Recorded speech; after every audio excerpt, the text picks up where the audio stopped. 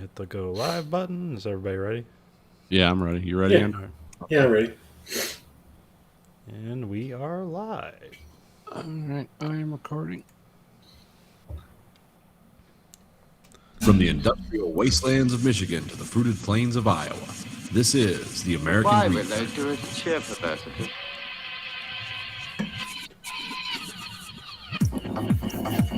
You are the dead. Remain exactly where you are. Make no move until you are ordered. We burn them to ashes and then burn the ashes. That's our official motto. Now we can see you.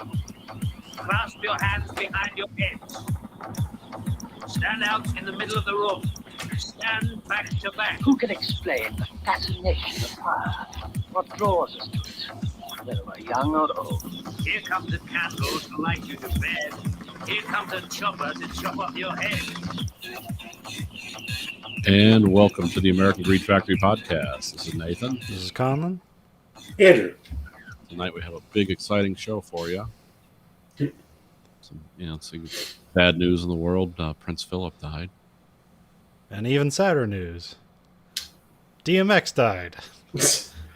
Yeah, now, what did he do exactly? I remember he was an actor, wasn't he, at one time? He was a rapper. I mean, yeah, he acted, but he's mostly known for his Okay, yeah, so great no rap. any of that. He was in 2 Jet Li movies. I just knew he was in some movies. Yeah. You don't know, He's like, only. Oh, sorry. X Go and Give It to You? You don't remember that song? I mean, probably if I heard it. All right. X gonna give it to you. He's gonna deliver it to you. X. That's. I just watched Romeo and Juliet Must Die like 3 weeks ago, so I should know a little bit better. But I didn't watch the second film, so that's probably why I'm rusty. He's only 50, which surprised me. I thought he was probably older than that, but Oh, how did he die? Drug OD. overdose. Oh, okay. Well, It was originally being reported that he had a heart attack, but then it got down to like, oh, he had a drug overdose. yeah, because he was brain dead for like 3 days before that. So oh. Well, I Say, don't he, know does, what they said he OD'd on. he doesn't look like a heart attack guy to me. I mean, that could happen to anyone, but Yeah. he looks like he's in like pretty good shape. Yeah.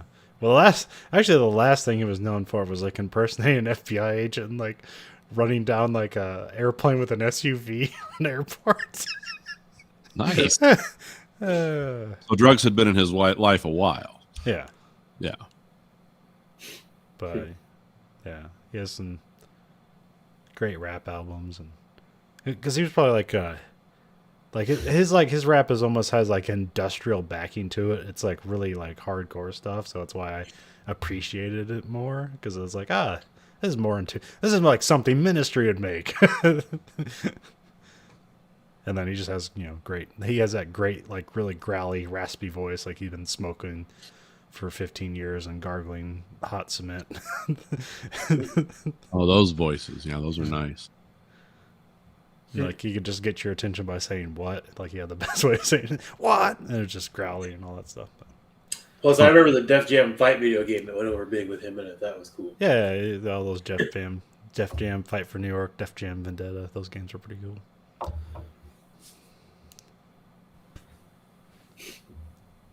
No. Had he done anything recently?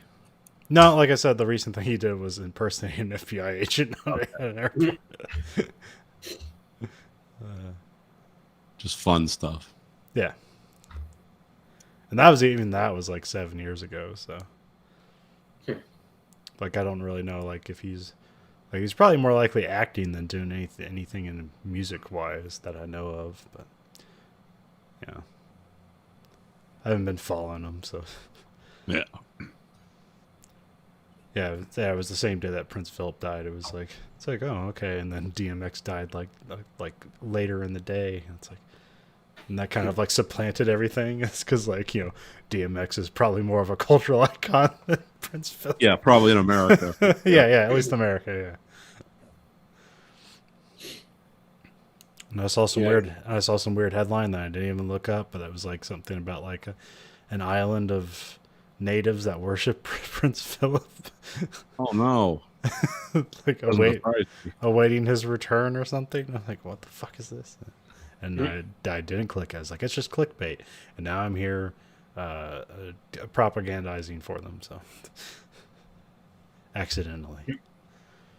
Oh, it's kind of a weird thing if it's true. Anyways, what were you gonna say about Prince Philip? Let's see, the BBC has set up a page where people can complain about the coverage of the death of Prince Philip being too excessive. What's it called? I forget. I don't know. It's some. I'm trying to link to it right now so I can read the comments. But yeah, it's kind of funny. It's like, yeah, go to this website and just complain about it. Say whatever you want to. And no one will ever read it, but I thought that was funny and weird. Well, it's such a. It's not like just like here's a hotline on the news coverage of Prince Philip. It's like just specifically like only call if you're wanting to complain. It's like, well, that's just a hotline. Call now to complain about our coverage. Well, I mean, because my wife didn't understand that, because I didn't understand either, because I didn't know that if you marry a reigning queen in Britain, the tradition is that you remain a prince consort, you're never the king. And so I was like, is that her second husband or first husband? I didn't realize it was her first husband. Yeah. So it was like, oh, okay, shit. Like, it didn't realize how long they've been married, because they've been in contact since they were 13. And, like, mailed each other and stuff. It's also her second cousin, but you know, royalty. Royalty. Turned out such great, beautiful children. No, it's just something where it's like I didn't know really a lot about the guy besides obviously he existed, and that's pretty much about it. So I mean, not that I care if he lived or died or not, but at the same time, maybe I see more than like 20 people reporting his death as excessive. So, especially in America, it's like, who gives a? I mean, nobody would care about American presidents, sitting together dying or whatever for that long. Well, yeah, I mean, it's just a weird anachronistic thing that, like, otherwise smart people still, are held in thrall by it. It's like, oh, okay. The only thing I remember him for lately is when he has that weird picture where he's like, I think he had COVID, and they're taking him to the hospital in like a taxi, and he looked like a corpse. Oh, yeah. Well, they said he had an infection. Oh, okay. They never revealed what it was. But yeah, he wasn't looking good. No, Prince Philip is famous for like real racist, like public gaffes that he used to make. But he was trying to be funny. Like he wasn't trying to be mean. He's just like, isn't this a joke we're all in on? It's been like 15 years ago. But. It's like when Ted Danson was dating Whoopi Goldberg. It's like, I can say this, right? I got permission. Sort of. Yeah. Well, he is related to me, so I get it. I got over my sadness today by watching two horrible movies to make me put the world more in perspective. Okay. Thunder Force and Collision Course. Collision Course. Jay Leno and Pat Morita. That one. Okay. Yeah, we told you about that. You're like, I want to see this. Like, I don't think it's good. I just think that's awesome that it's just weird that it exists at all. But and Ernie Hudson, which I was surprised by. Okay. I feel like he should have had a bigger presence in the role, and I feel like they should have hired Carl Weathers to be the police captain, and they missed an opportunity for him to be in every police comedy for the most part in the 80s. They hired somebody to look a lot like him, but not Carl Weathers. So I mean, I don't know if they could afford a salary along with Jay Leno's dumbass or. Because I think it's like Jay Leno's first and only movie, isn't it? Or is he in some other piece of shit somewhere? I think that's the only one I know of. Yeah, that's like a main acting role, not like some weird background thing where he's like being the Tonight Show in some part of a movie where he's just himself in the movie. Like this is the only one I know of where he's like playing a character that's not Jay Leno. He should have played Jay Leno. He should have actually played Jay Leno in the latest Joker movie and had it in the same way. You should wear the sheriff badges and ask Batman for a reach around. Is that what you should do? Did you see this? Did you hear this? Monica Lewinsky sucking dick. And it's like, she's stop born in this universe. Oh, that's the only jokes I got. I think you should have done that in the movie too, because it would have made his acting slightly better. Because that was probably the biggest downfall of the movie. Is every time they relied on him to do anything, it just fell apart. It doesn't matter if it was rage or if it was funny or whatever. Like it was just him. Oh, they try to do a full range of emotions with a comedian, and it didn't work. Yeah. Well, I mean, like the first like 15 minutes, like they get word that his friend got shot with the guard for a junkyard or whatever, and so the homicide detective's like, "Oh, we think it's just some guys that are mad at Japan for losing their jobs in Detroit, so we just think it's a Jap rage incident or whatever. We're gonna prosecute it accordingly." And then he like just politely grabs the man's collar and just and then acts kind of mad. And it's like you can really tap into something there. You can just go ballistic on that guy, and it would seem more appropriate than what he did. Where he's just like, "You don't understand, man. Just my friend." And it's like. It was a podcast I was listening to, and they're talking about Die Hard, and they had like a real interesting take about it that I thought was interesting. Where it's like Die Hard's isn't about criminals criminals posing as terrorists trying to rob a bank. No, it's about a middle-aged white man whose world is being taken over by the Japanese and Europeans.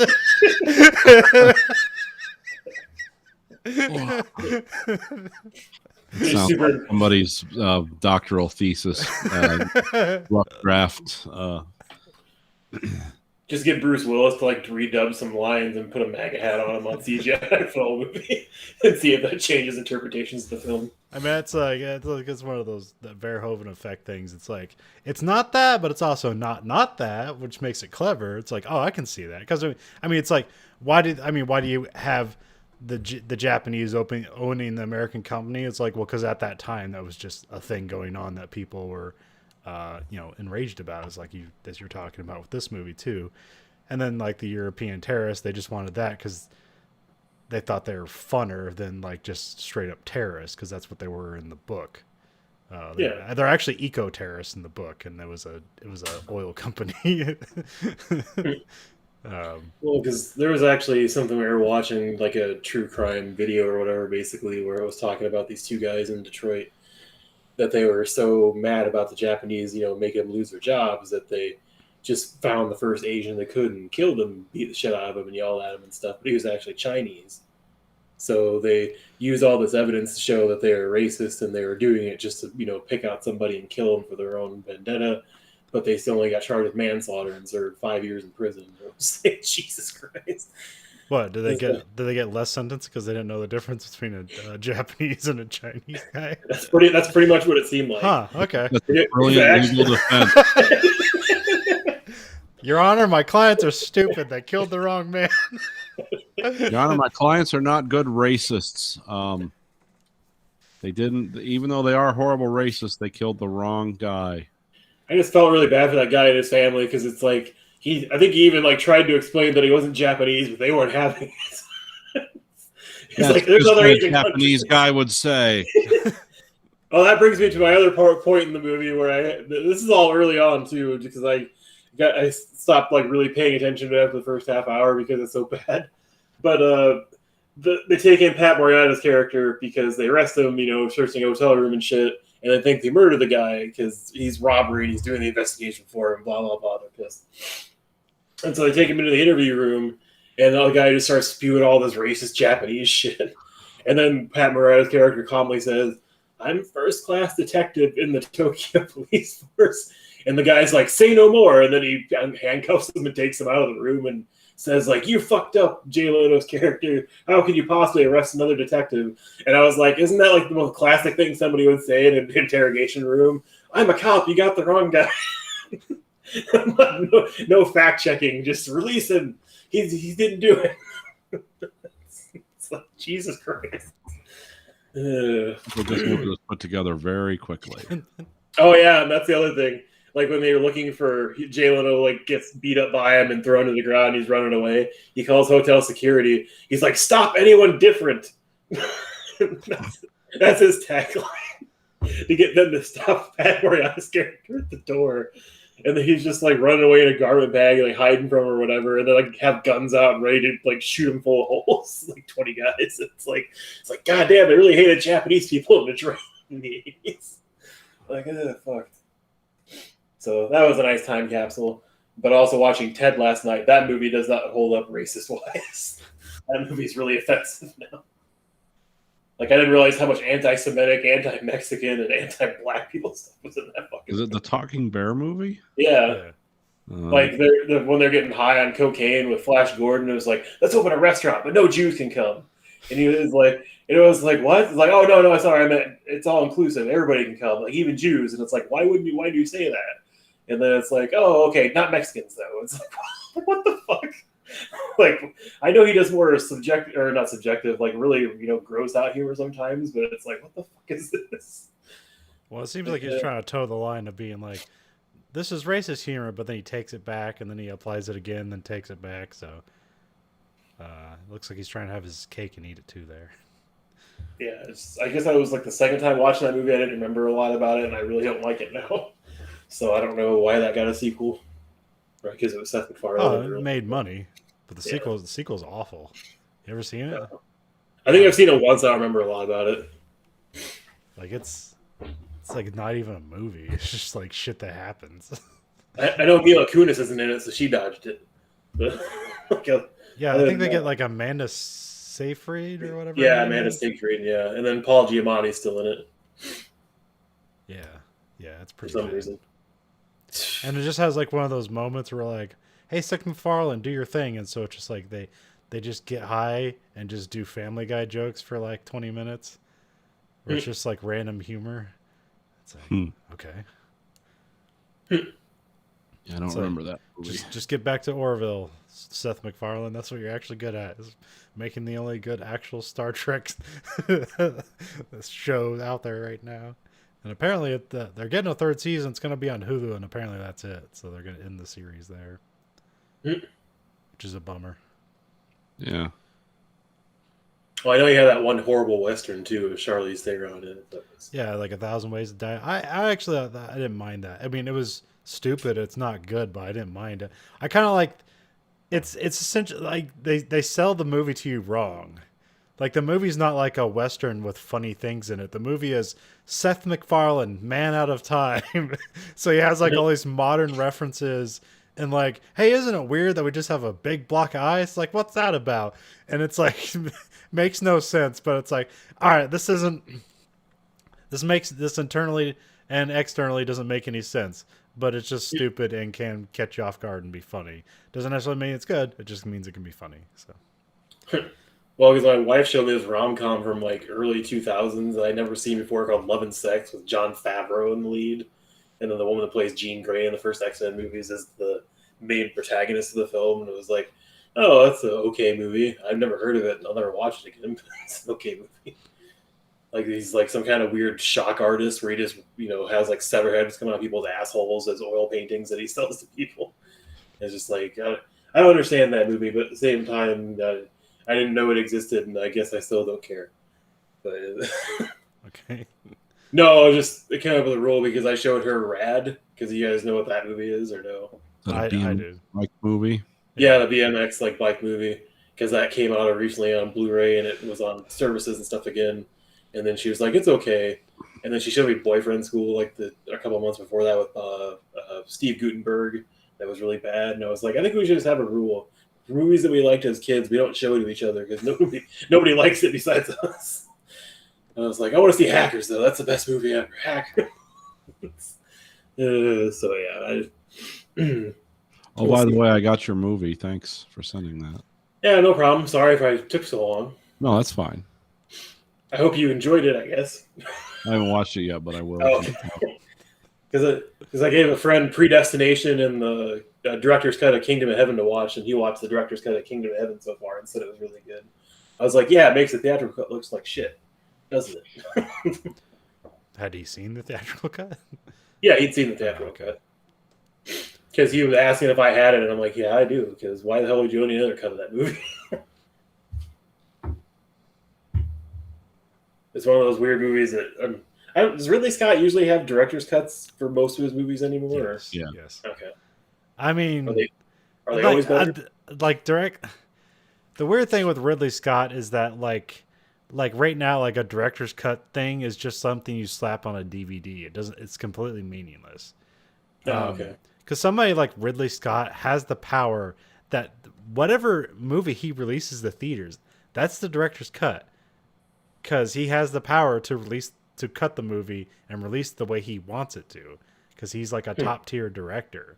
So whenever like it might have been different with Blade Runner because that's somewhat early in his career, but that was like also weird because like obviously they that's a pretty like what they did to the theatrical version is pretty substantially different from his cut. So I don't know if he just got like just like didn't put his foot down or if it just was out of his hands. I'm not sure, but yeah, like also like those nowadays there seems well actually it's probably different now, but then at the time you would cut your movie down for a reasonable theatrical release. And then, because the DVD market was really big at the time, then you release 2 versions of your DVDs, and one being a director's cut. Or the first version you release has the director's cut on it. Or you do a third release called the unrated cut, which technically, if you're releasing a new cut of the movie on DVD, it's already an unrated cut. Because they don't resubmit movies to the MPAA for DVD releases. Okay. Well, actually, I don't know. Like, there's got to be straight to DVD movies that have they have to have ratings on them. So actually, I don't know. Yeah, I mean, I think if you slap the unrated on it means you didn't submit it. So there's no parental guidance. So I was gonna say because there's a bunch of stuff that always says unrated on it, especially comedy wise anymore, because that was a big thing for a while. I didn't know the director's cut thing was so bad as far as that goes, because if Ridley Scott really did release the bullshit cut, it doesn't make any sense in many parts and kills the movie. But like I said, at the time that movie came out, like they were probably just like, we'll release this cut to theaters because it makes sense, and they probably gave him $1 million to do it or something, and then we'll release a second version on DVD. And he's like, okay. I don't know how those internals did, but like Ridley Scott is a big enough director, he can release a fucking 4-hour version if he wanted to. But I guess he capitulated because he would eventually get his version out there. Well, I guess I don't know the historical statistics of how well really long movies do nowadays, especially in the last 50 years versus the first 50 years of film. Because like Ben-Hur was fucking long, and all these other like Spartacus was long. Well, I don't know. Yeah, it used to be because like if the movie's longer, you just literally have less. You literally have less screenings, which means potentially less money, which is more important at the time it was released. Because the only outlier is like Titanic, which is like a 3.5-hour movie. Obviously, at the time, that was like the biggest making movie all time. But when that movie was released, movies were in theaters for like almost 1.5 years. Yeah. Whereas like when Kingdom of Heaven was released, like movies are in theaters for 4 months and then it's on DVD. And now movies are just going straight to streaming, but now they can be 4.5 hours long because apparently nobody cares. Yeah, you can have your ultimate Justice League. There's a new version coming out. It's 12 hours long. It has the David Lynch protocols on it. No fast forward or rewind. Selection must be viewed as an entire experience. Well, because my wife actually watched the Snyder Cut of the Justice League again this week after watching it a week and a half ago. And she's like, it's still way better. I was like, yeah, I know, but I'm surprised you watched it again. It's quite a long movie. It's not something you just sit down and just like, oh, I'll just catch up on this for 4 hours. But at the same time, it's like watching four episodes of Lost back to back. So it's not that. Yeah. And also, like it's sectioned in 6 different parts, so it's like pretty easy to like. Part 2, it's like I'll pause it here, go do something in the kitchen, whatever, come back, hit play. Yeah. No, I mean, I think it's partitioned well and it doesn't drag, so it's not like it feels like that long, but at the same time, it's just something where it's like, if I know I need to watch, like, Kingdom of Heaven Director's Cut or something that's 3 or 4 hours long, like, I don't just casually pop it in and start watching. That's not how I roll, but at the same time, it's like, okay, it's quite a big time commitment. And but like we were also talking about, like with Wonder Woman, like that movie was almost 3 hours long. There's no reason for it to be that long, other than that with streaming now, it's like it kind of just doesn't matter, because you give people the controls to fast forward if they want to. Yeah, that's true. Plus, I mean, but Wonder Woman 1984, you could feel how long that fucking movie was. Yeah, well, we're in the middle of doing our our Oliver Stone retrospective, and like Wonder Woman 84 was longer than Born on the 4th of July. That's a movie that spans across what, like decades. Yeah. To be honest, Born on the 4th of July should have been the preface in the movie. It should have been setting up the movie for Wonder Woman 1984. You have Tom Cruise rolling around his legless body in the mall in the first opening scene to tie it together. Is that still like? Is that part of the reshoots? The opening part, the one that actually makes people feel like they're watching a good movie for the first like 5 minutes. And we were speculating. I was speculating Okay. that was a reshoot because it's so different from the rest of the movie, but I actually don't know. So yeah, okay. See, I watched The Falcon and the Winter Soldier. I've liked it so far. The first 2 episodes. I didn't More catch the third one. episodes, yeah. It's cool. At least they're finding something to do with people. I like how everybody hated Kurt Russell's son as Captain America. Oh yeah. I mean, I haven't seen the 3rd and 4th episodes yet, so I'm sure his hate's very well guarded because I didn't like him.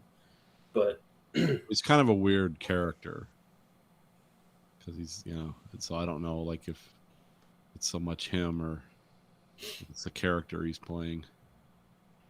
well, because like his friend or sidekick guy, because like the second episode's very weird, like the intro, because I didn't know why he was in a high school football locker room, like looking at name tags on lockers and shit, and it's like, what the hell is this? Why? And then they're like, his friends keep coming in and like cheering him up, and it's like, what the fuck's going on? And it's like, oh, he's just doing a Good Morning America interview in his high school. Okay, that makes more sense. But like, he seems like such a dick in something that Sam and God damn it, what's his name? His friend from his childhood and stuff like that, Steve's friend, that don't really like him. They very much don't agree with, and it seems like they very much are right with that with the end of the episode in episode 2 with how he reacts to them saying they want to work with him and stuff like that. But at the same time, I didn't know if that was just because maybe he is evil or what. But at the same time, he doesn't have the same feel, and he definitely doesn't seem to be appreciated by the community. Yeah, well, he turns out to be. Well, yeah, you haven't seen all of them yet. Oh yeah. He's not a good guy, but he's not just a bad guy for the sake of being a bad guy. Oh, it's yeah, I saw the trailer for the Loki. Was it a movie or a TV show? TV show, I think. That looks kind of interesting. Yeah, it does. And then, That comes out in July, doesn't it? yeah, it's like whenever they're done with the Falcon the Winter Soldier, I think there'll be a week break, and then that will kick up to keep the subscriptions going. Oh, Yeah. okay. And somewhere, I think pretty soon they're releasing Black Widow finally. Oh yeah, on Disney Plus and theaters. Yeah. Well, it won't be on. You have at least for a month you can't get it on Disney Plus. You have to pay extra on Disney Plus to watch it. Oh yeah, no, it's gonna be like Mulan, where it's like $30 to watch it. In your Yeah. I mean, Disney's been doing that, but they're the only one that's been doing that. It's like, hey, it's going to be on our streaming service. Like, great. If you have to pay an extra $30, like, fuck you. Well, I mean, to be honest, after I saw Nobody in theaters last Sunday, like, I'll probably just go to theaters and watch Black Widow. So it was a fine experience. And then, what else tomorrow? Yeah, but it'll be interesting to see like what, because this actually will probably work out best for the Marvel stuff, because I know people are kind of getting a little bored with superhero stuff. But I think they're getting more bored around the edges, like the stuff around the edges.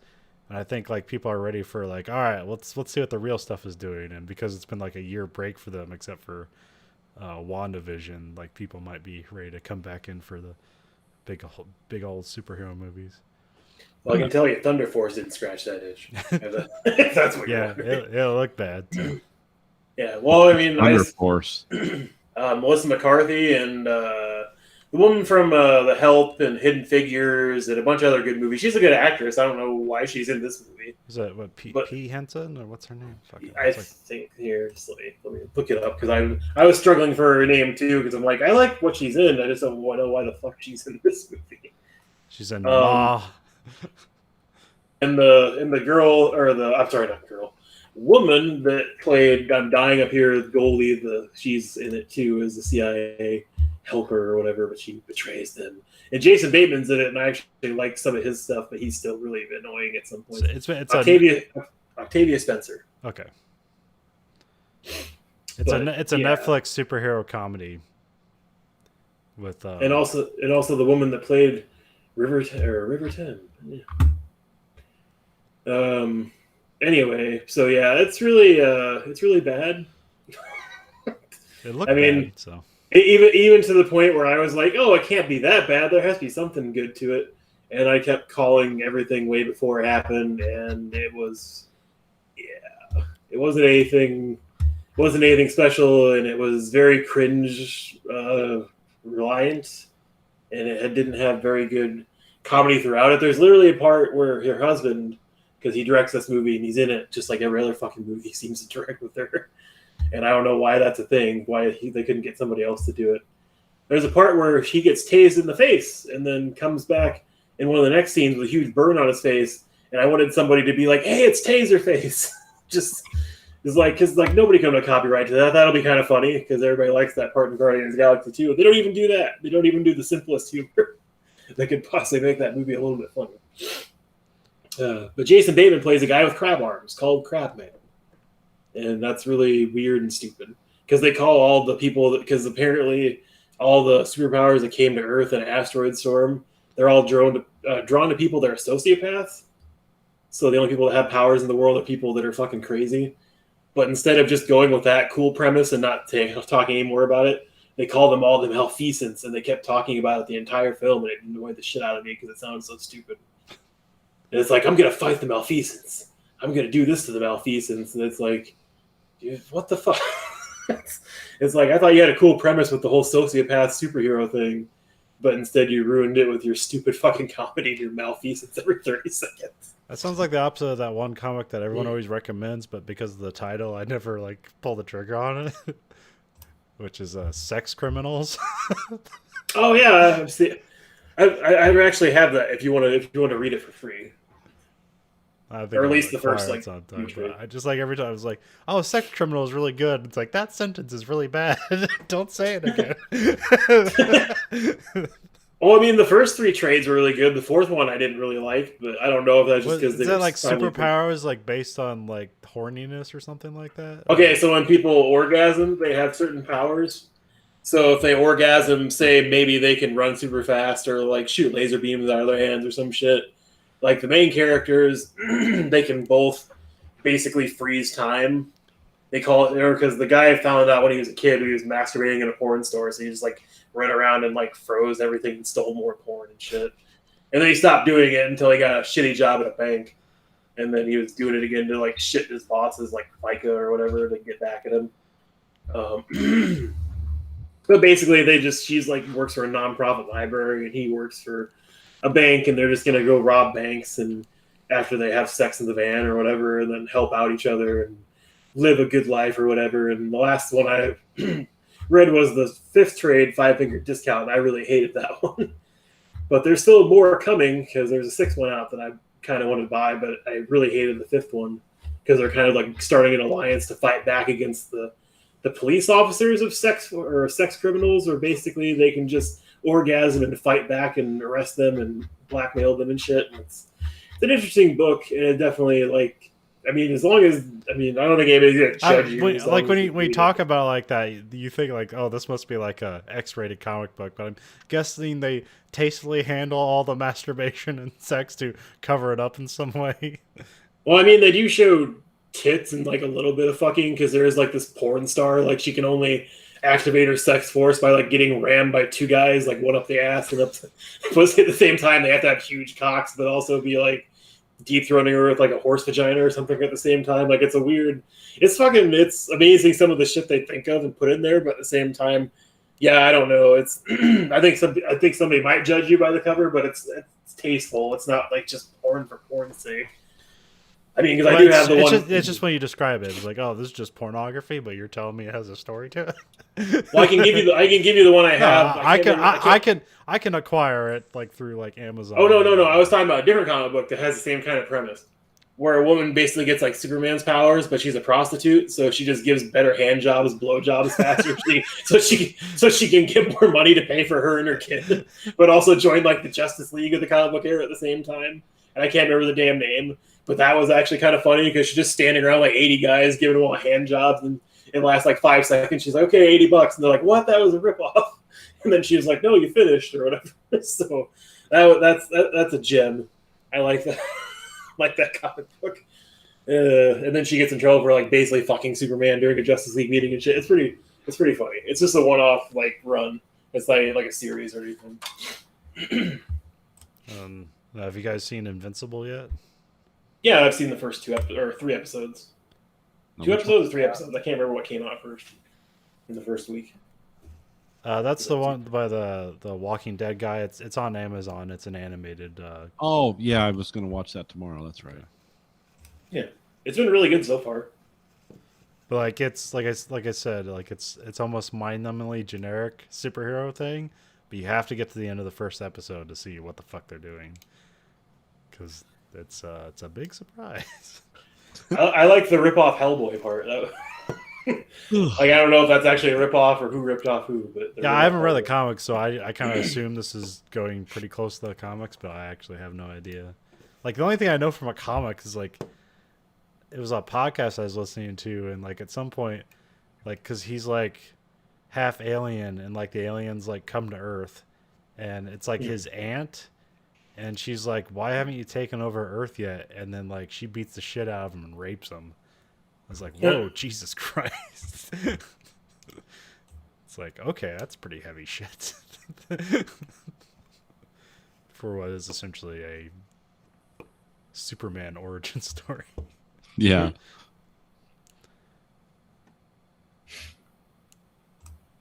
I've been I subscribed to Apple Plus just to watch Ted Lasso.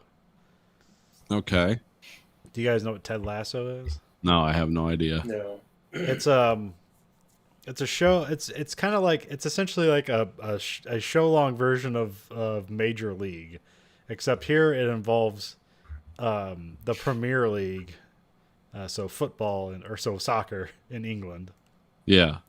They hire a Division II college football guy from America to coach their soccer team in England, and he has nothing. He has no idea how to play soccer at all. But they hired him to do it, and they intentionally did it because the new owner of the team, she divorced her husband, and so she got the team, and so she's basically trying to destroy the team, and so she is intentionally hiring this guy to essentially tank the team, and then like.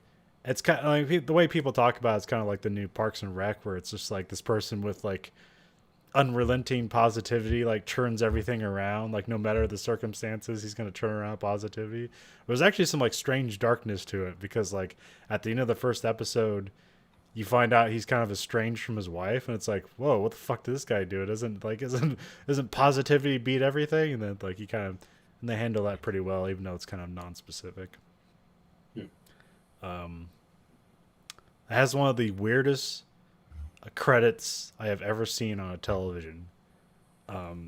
So it says, based on pre-existing format and characters from NBC Sports. That is the credit line.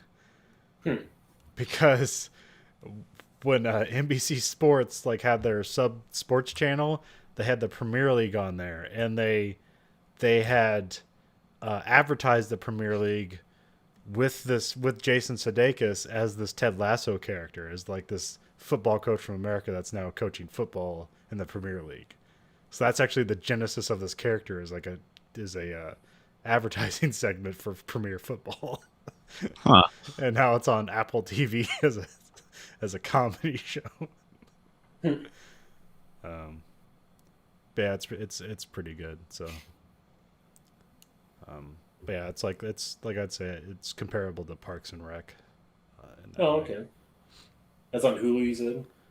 That's on Apple TV Plus. Oh, Apple TV's goddamn sorry. There's so many now.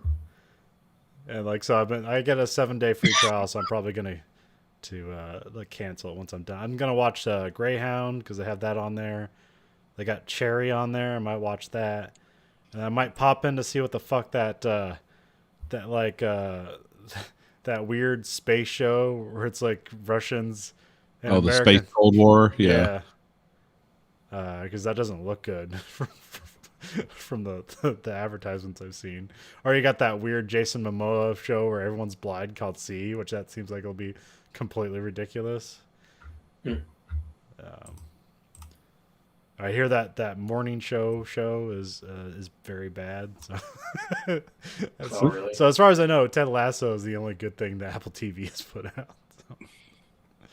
I actually hear a lot of rave reviews for Greyhound. Like a lot of people, I think it got like kind of middling reviews, but they said like it's like the most dad movie in the world because it's not necessarily about like a character drama. It's just about like dudes trying to accomplish a mission, and with like technical details. So it's like there's no drama other than like, well, we might die. You better do your job. We better be clever.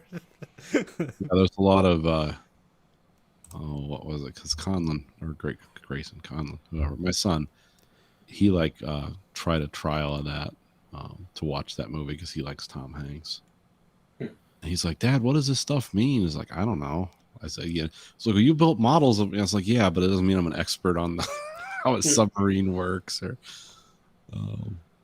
it's just it's an interesting movie about it. It's kind of a weird time in warfare, that kind of that where technology and people's ability to understand it is at a crossroads. And just how nuts that how many people died getting material to Europe to fight World War II. Well, and the U-boat. And they have a crazier version of this in that Joe Buff book. The Joe Buff book's cool because they're using nuclear torpedoes. They're using nuclear torpedoes that hit like a natural gas tanker in the ocean, and it spews fire in a V, and it's all green and shit or something. Yeah, those are crazy books. Yeah, he's back writing again, but now he's writing like he was a guy. He was actually a real submarine guy, and he's writing books about how we need to upgrade our nuclear deterrence for the 21st century by building more for his books. Yeah, well, we got to build the more ballistic missile submarines, and we got to upgrade our nuclear triad. And all this stuff is like, it's really cheap. Yeah, we really, it's cheap, and we really have so much competition in that area. Yeah, we do. Chinese are coming. I've been hearing it for 20 years. They have a huge aircraft carrier that's scary looking, and then it's like, it runs on diesel. It's like, oh, okay. So basically there's a huge supply line behind that thing that's constantly refueling. I know they're talking about, I was reading an article about their fucking destroyers that we supposedly are better than ours that they put out, but I didn't hear anything about what the hell they run on or what their armament is. They seem like they're mostly missile based with a little bit of, or with some. Don't they have a railgun? Is that what they're testing? Yeah, I think so too. But it was just mainly talking. The article was talking about how China's Navy is going to outstretch ours, and or how it already does, and it's going to outstretch ours even more the next 10 years. I've been hearing that for the last 30 years. So. I know, but at the same time, when the Cold War was going on, the Russians had a far superior Navy to us. Oh, really? Even though everyone in the Navy said, in our Navy said, they don't even have a way to project force outside of, basically they have the frozen area up north, and that's the only way they can get in or out. So it's not hard to, because in those Tom Clancy submarine books, it's always the Greenland, UK, Iceland gap, which we just position all our submarines there and wait for them to show up, because that's the only way they can get them out. Yeah, because we just had some better technology in metallurgy, but not necessarily on force. They had more submarines that were way bigger, but they had to be because they had multi-hulls. Yeah, and they were really loud and primitive, and they were easy to track. And they didn't know we had SOSUS either. They never understood. We just put a bunch of microphones under the water, and we would know exactly where they were. The Chinese, they're kind of following that philosophy of they want a bunch of high-speed supersonic missiles that sound scary, but you realize like their biggest destroyers have 15 missiles on them, and it's like, okay, we're done, because a supersonic missile is like 3 times the size of like our regular subsonic missiles. So we have ships that can like saturate targets with 30, 50 missiles for what they can do with 15, because we don't make supersonic missiles. But we're always seen as it's like some dick measuring contest. Like, well, America doesn't have very many supersonic missiles. It's like, yeah, they're expensive, prone to failure, hard to maintain. And, and also what kind of software are they putting in those and guiding them with? It's like either old Soviet bloc stuff or whatever the Chinese are developing. And, they obviously lead the world in that, right? So, so it's always this weird dick measuring contest with like our supposed enemies that are gaining some kind of superiority on us. It's like, well, no, they're using a bunch of old Soviet bloc shit. And I mean, I'll put it to somebody else has to make it first for them to steal it and then possibly improve upon it, and they usually don't. Yeah. No, I mean, I assume that most of their navy, because we talked about this before, was old Russian shit they bought and they're converting or just repairing to have numbers and fleet. Like, it's not good shit. It's not the best shit. It's just shit. It's just something you put out in the water and it'll look intimidating, but it's not actually meant to, be better than ours or do anything real, just to project force. Well, there's a lesson. There's one weapon system you can always like if you really want to understand the philosophy here. And the philosophy works because we haven't had a major shooting war. Also, you got to understand that too. But if you look at the Tomahawk cruise missile, okay, we've had that since 1968 in one form or another. Okay, the Russians have literally had 14 different cruise missiles in that same time frame, and some of them were supersonic, some of them weren't. But a lot of them were, and they never lasted. The Tomahawk got to the point that it had such big clunky computers in it that we had to start pouring cement in it as our computers got smaller and smaller, just to keep the weight balance in there so we could still use it. And Tomahawks, remember, that's what we fired off the rotary launchers on the bombers and stuff with if they had nuclear warheads in the front of them. We could fire 12, 15 of those at a time. And they would just slowly fly around to their target. Their targets wouldn't care if they got hit by a supersonic nuclear warhead or a subsonic one. Because when you're shooting 15 to 1 or 15 to 5, it's like just your numerical advantage there alone. And you're also dealing with something that's cheaper to manufacture. Well, did you guys hear the news story this week that Russia is developing a nuclear torpedo to create tsunamis? Yeah, that's the one they killed all their scientists with like a year ago. Oh, really? Because it's nuclear powered. Yeah. They fried a bunch of scientists trying to. They were doing testing on the reactor that was going to power this long range deep diving torpedo that would create tsunamis that would destroy our coast. Well, So, no, I mean, I was watching just something about the Cascade fault earthquakes this week, about how it basically the Fukushima earthquake, but on the west coast by the northwest and U.S. it would create giant tsunamis and basically kill a shit ton of people. Yeah, because we don't have any flood walls, we don't have any earthquake bridges. Because it was going to this one town called Seaside, Oregon, where they're interviewing the mayor there, and they're like, "Oh yeah, we have a straight shot to the hill over there where everybody we got 25 minutes to evacuate and everybody can just drive up there that hill and be okay." And then it was like, "Oh, but none of the bridges are earthquake proof. So if they fall down, we're going to swim 3 rivers and then run up another 20 miles onto that hill in 25 minutes." And it's like, oh, okay. well, then the people who live in those areas need to start training for Ironman and triathlon competitions so they can do that. It's personal responsibility. So, Well, I mean, they had people going around being part of the emergency crews, basically training or being volunteers. Like, oh, you'll be the one to get people to shelter or, turn people's gas off and shit. But basically, it's like, oh, the city of Portland, is thinking about building a new earthquake bridge because they did a simulation on their main one and how it collapsed within like a minute and basically pancaked everything. They're like, oh, they're thinking about building an earthquake bridge to at least be a lifeline out of the city. And it was like, yeah, it seems like a good idea. Maybe you should get on that. Yeah, because we don't have any flood walls, we don't have anything else, and all that shit's pretty much at sea level or slightly above. So, yeah, it's just supposed to be the biggest. This last week in our pre-memorial where instead of like doing any of the work, you just build a memorial to all the people that will die. Yeah, it seems like that's what they should do in every city there. Yeah, I mean, you're never going to be able to afford to rebuild that infrastructure. So just tell everyone, hey, you're going to die if you stay here, and they'll be like, cool. You know, you won't Are see. taxes getting lower? Yeah, it's like I have to pay for this shit. Cool, I don't care. We're just gonna get all the tax money we can out of them and abandon them. There, we just already built the monument. We built some nice seating up high, so you can watch those towns be destroyed.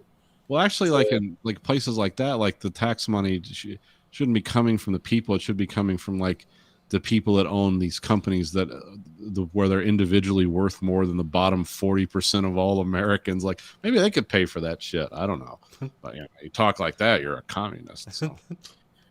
Oh yeah, I floated that idea past because one of my friends, the police officer, texted me today about a police officer got killed in Grundy Center today, and he was like, "That's horrible." I was like, "Yeah, it is horrible, but it'd be nice if our tax infrastructure actually supported, like small departments with better training or different protective equipment, so they wouldn't get shot to death if they go in on house raids and shit." He was like, "Oh, they're not going to pay for that." I'm like, "Well, they should. If they just start taxing people that actually had the money instead of you." Now, Andrew, we're supposed to defund the police. No, yes, defunding the police in a way, but like having him, because he works in Tama, which only has like 6 police officers in their whole entire force, which seems really small for a town that has the largest casino in the state, for the most part, or at least the highest traffic casino in the state. Well, the casino has its own security, so Well, no, I know, but at the same time, I didn't realize how small Tama was on the other side of it. But he was saying they're going to develop more real estate and shit there in the next couple of years because they just had a meeting about it. But they usually go with Toledo law enforcement because they also have 6 officers. So they usually, team up together and stuff like that. Because he was talking about three times he got beaten up in the last week or whatever. He was in a fight or whatever. And it was it's oh, okay. And then he was talking about going to a high school, preventing a kid from trying to kill himself and talking him down. And by talking him down, I mean he said nobody wanted to fight the kid because he was giant and probably fuck him up or whatever. And it was why did it go immediately to fight the kid? Why didn't go to oh, let's talk him down. No, I don't want to fight him. That's how we're going to resolve this issue. He wants to kill himself. We better fight him. Whoever wins doesn't kill themselves. I don't know how it's oh, we had a crisis center finally because the taxpayers paid for it. I'm yeah, that seems like a more appropriate response. Fuck that job. Fuck that. Those are terrible jobs. Oh, I know they are because I get paid more than he does. So. Yeah, that's ridiculous. I'd be doing that job from under a bridge with a sniper scope. Okay, where's this coming from? Copy that. I don't know. Then I was I remember for years we've been told the police are underfunded. They don't have enough. There's one per. There used to be 2 police officers per car. Now there's 1 in a car, and they're what they're supposed to patrol is ridiculous. They're basically Mounties in Canada, where it's you basically have a state's width of area in your control. And then you look at, and I know this is different in all different places because it's different state by state, but they released a list of what New York police officers are paid and their overtime pay and your beat cop, and their lives are terrible because they're working 80 hours a week, but they're coming away with nearly $250,000 paychecks every year. Yeah. It's what this is the complete opposite of what I've been told my entire life. Well, it's funny though because at one point in the 90s, Rudy Giuliani and stuff like that, they used to have I think they made $24 an hour. All the new recruits started at that, and then initially they dropped it to $16 an hour, and people quit in droves. They weren't making enough money. And then they must have raised it back up again because they realized that nobody was going to work for $16 an hour doing that. You can't afford to live where I do, let alone New York City. Bucks an hour. Well, that's the other thing that's a misdirection. These police officers, if you do the overtime, you're making bank, and then you just don't live in New York. So then you're policing a populace of people you have no identity with whatsoever. Yeah, you're just a prison guard, essentially. It's time to go home. Which, that's what Copland's all about, too. So yeah. Oh, really? I guess I never saw that one because I've been rewatching a lot of Sylvester Stallone stuff recently. I haven't still never seen that movie. That's a good one, as I remember. Yeah, it's good. It's a real anti Sylvester Stallone role because he's like a Like a fat sheriff. yeah, but Yeah. it's like Sylvester Stallone with an extra 50 pounds. Just looks like if you or me got in good shape. Yeah. Yeah, I'd be out there with a Superman cape on if I looked like that. This was like fat Sylvester Stallone. Well, no, because it was because didn't they talk about those statistics after George Floyd's death? How much percentage of the Minneapolis police force didn't even live in Minneapolis? It was like 90% or something like that. And it was like, yeah, that makes sense. And I mean, now the more and more of that trial goes on, as far as like witnesses talking about like, oh no, he definitely got killed by the knee on the neck, and this person was racist and all this other shit. And it's like, well, okay. I mean, didn't they try to introduce a bill, or did they fail? That they said they would, have more people that actually lived in Minneapolis be the police officers in the area. Well, I mean, that's the thing here. Like with Detroit, one of the mayors we had made it so that after a certain, he changed the rule. Like all the people before the date that were Detroit cops, almost none of them lived there.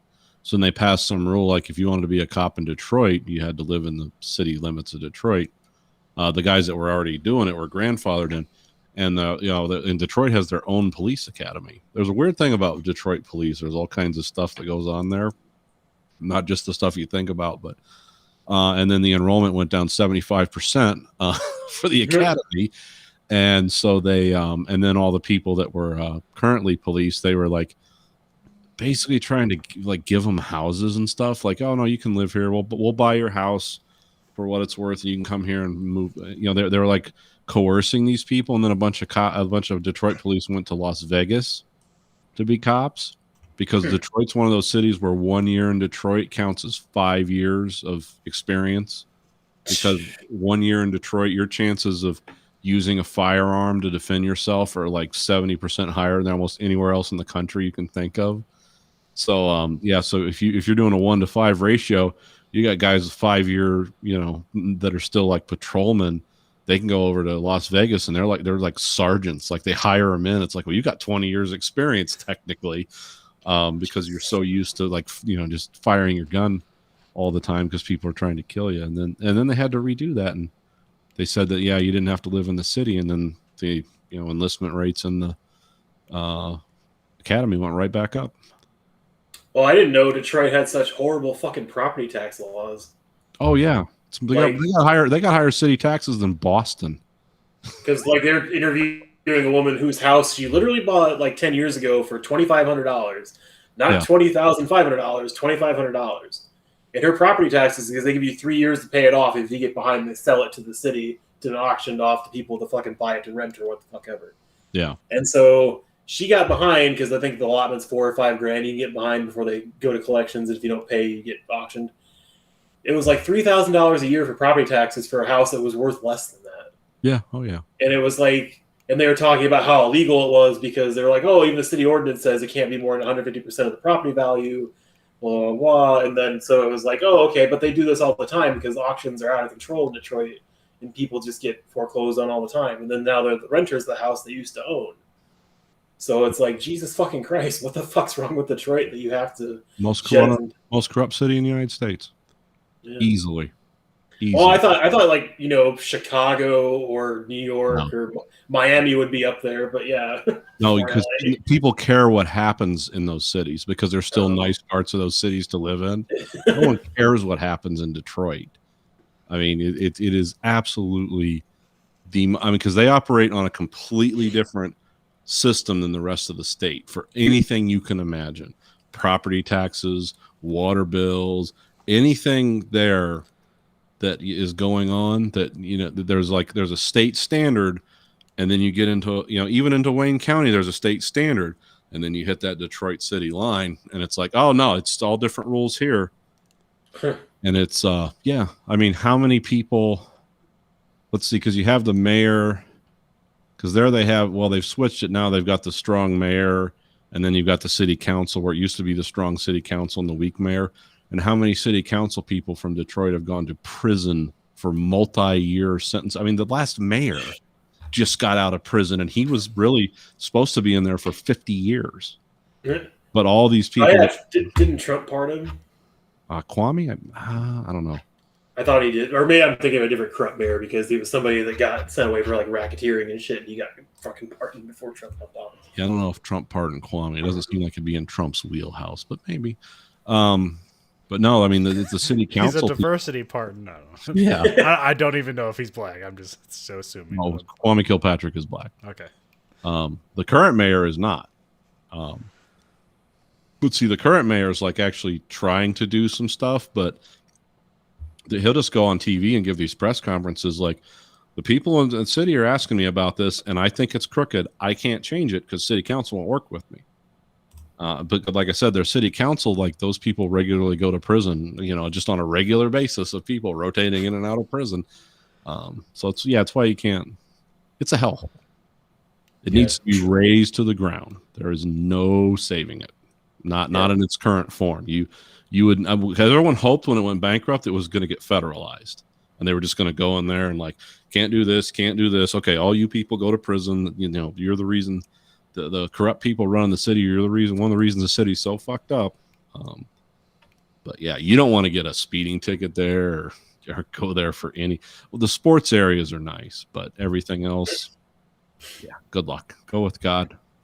So Kwame Kilpatrick was commuted his sentence by Trump, so he only served 7 years out of 28-year prison sentence. Okay, well that's good. He'll probably be mayor the next election. Well, I mean, commuting didn't wipe the crime away, so it doesn't matter. They'll I know. They'll bring him back.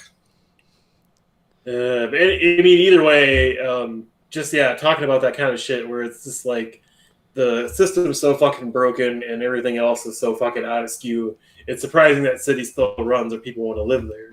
I don't know what the population of Detroit is now versus 10 years ago. 600,000. 20. When I first moved here, it was close to 1 million.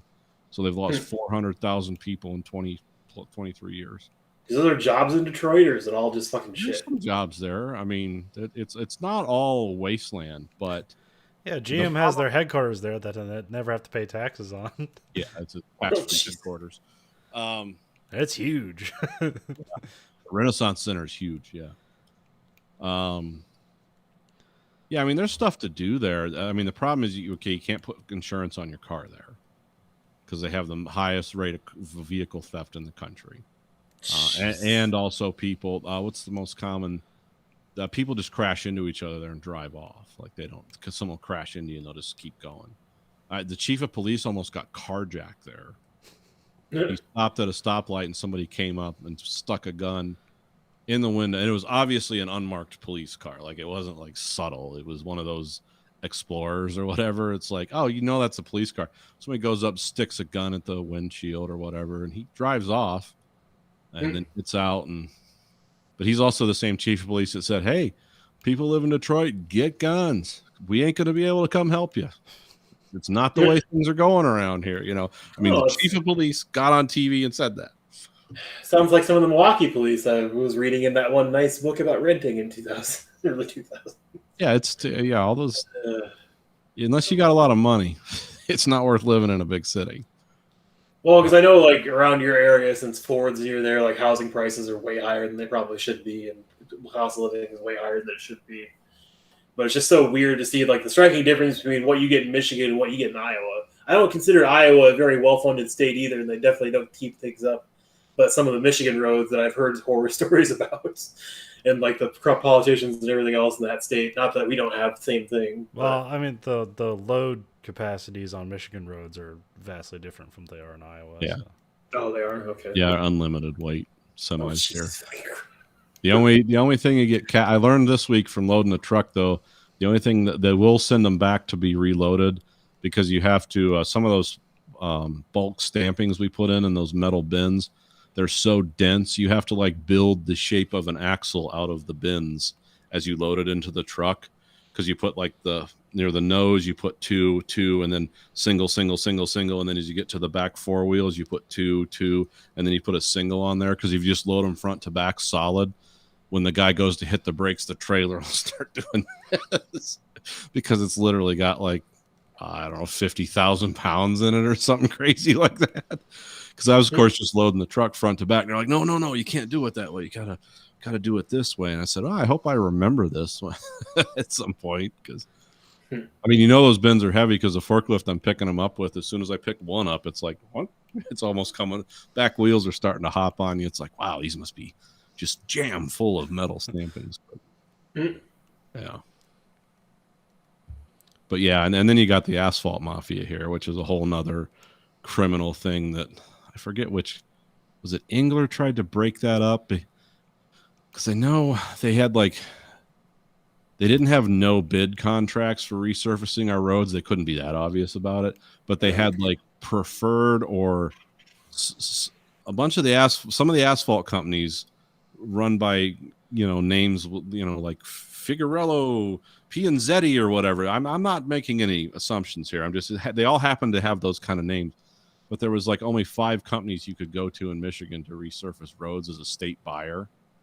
And of course they were just putting stuff, they're just putting like cardboard with asphalt over it on the roads and charging them, a fortune for it. And it was called the Asphalt Mafia. And I think one guy tried to break that up, and then a different version of it came back. And so, yeah, there's a lot of reasons our roads are fucked up, and unlimited weight semis are one, and it just straight up corruption's the other. Well, and just weather. And horrible weather, not the worst weather in the country, but boy, when it's bad, it's bad. It's like -50 today with the wind. Good luck at work, everyone. If your car dies on the way to work, you're gonna die. Because no one will stop. And then also this week, it's the week of too much wrestling. Oh. Because it's WrestleMania week. And how's that been? Pretty good. There's only been a few. It's not like what it usually is during a WrestleMania weekend where there's just like every independent wrestling company is out there putting on a show. This year was kind of like 2. Okay. But it's like GCW putting on multiple shows because they always have a thing called the Collective where they put on like 12 shows over the course of 3 days. Then I think the Independent Wrestling Channel TV was putting on some stuff, but I just got the GCW stuff. But also the week kind of kicked off with on Wednesday you had NXT TakeOver Stand and Deliver Night 1, which was front to back great show. Throw so many different titles in some of those. Yeah, well, it's always a takeover, but like it's usually a takeover in a city. But because they're just at actually it's called the CWC. It's in the Performance Center, but they've set it up to film NXT and they call it the CWC, which is the Capitol Wrestling Center, which is actually a really old WWF thing that they made in New York. Oh, okay. So it's kind of an homage to that. So because they're there, it's called Takeover, and then they just had a subtitle to it. So, which is actually something they used to do a long time ago, before they would travel out to do takeovers alongside the WWE pay-per-views. But yeah, the first night, which you can see on USA, it's because like all this stuff is now on Peacock because the WWE network is no more, at least for 5 years. Actually, if it's outside the country, it still exists because the deal was just exclusively for the United States. So yeah, it was really good. Night 2 was kind of weird, but that was exclusively on Peacock, so I guess it doesn't matter that much. But I mean, like it was still like technically good, like but by takeover standards, it was just kind of weird. There's a lot of awkward matches. There was one match that was like a lot of people like, yeah, that was really good, but it was at least 20 minutes too long and kind of self-indulgent. But it did try to tell a story and to do interesting things. There's a part where like they tackled each other through a scaffolding on the ground, and one of the guy climbed out of the hole in the scaffolding and then like got out the side of it, and there was like a wall, and he like kicked a hole through the wall and dragged the guy out from underneath the scaffolding. So yeah, that's kind of cool. Yeah. There's one part where like a chain was like attached to a rope, and the guy wrapped the chain around his knee and climbed to the top rope and then jumped on top of the other guy. I was like, oh man, there's just so many things that can go wrong here. but it went okay. So, and then I started watching all the independent wrestling stuff. Most of it's kind of just there, but what I like about seeing all the independent wrestling stuff is like you get to see people like, I like that person. Like why haven't they been signed somewhere yet? And then like, you know, in a couple of years, like they'll be signed somewhere. It's like, oh, that's cool. I know where that person came from.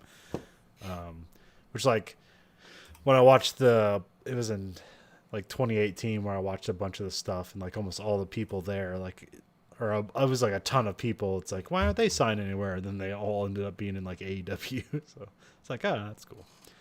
They were eventually. Yeah. They had the Bloodsport 6, which that was really good. That one's kind of interesting because it's they do it in a wrestling ring, but there's no ropes, and it's more like kind of like a simulated MMA match. So and there's no what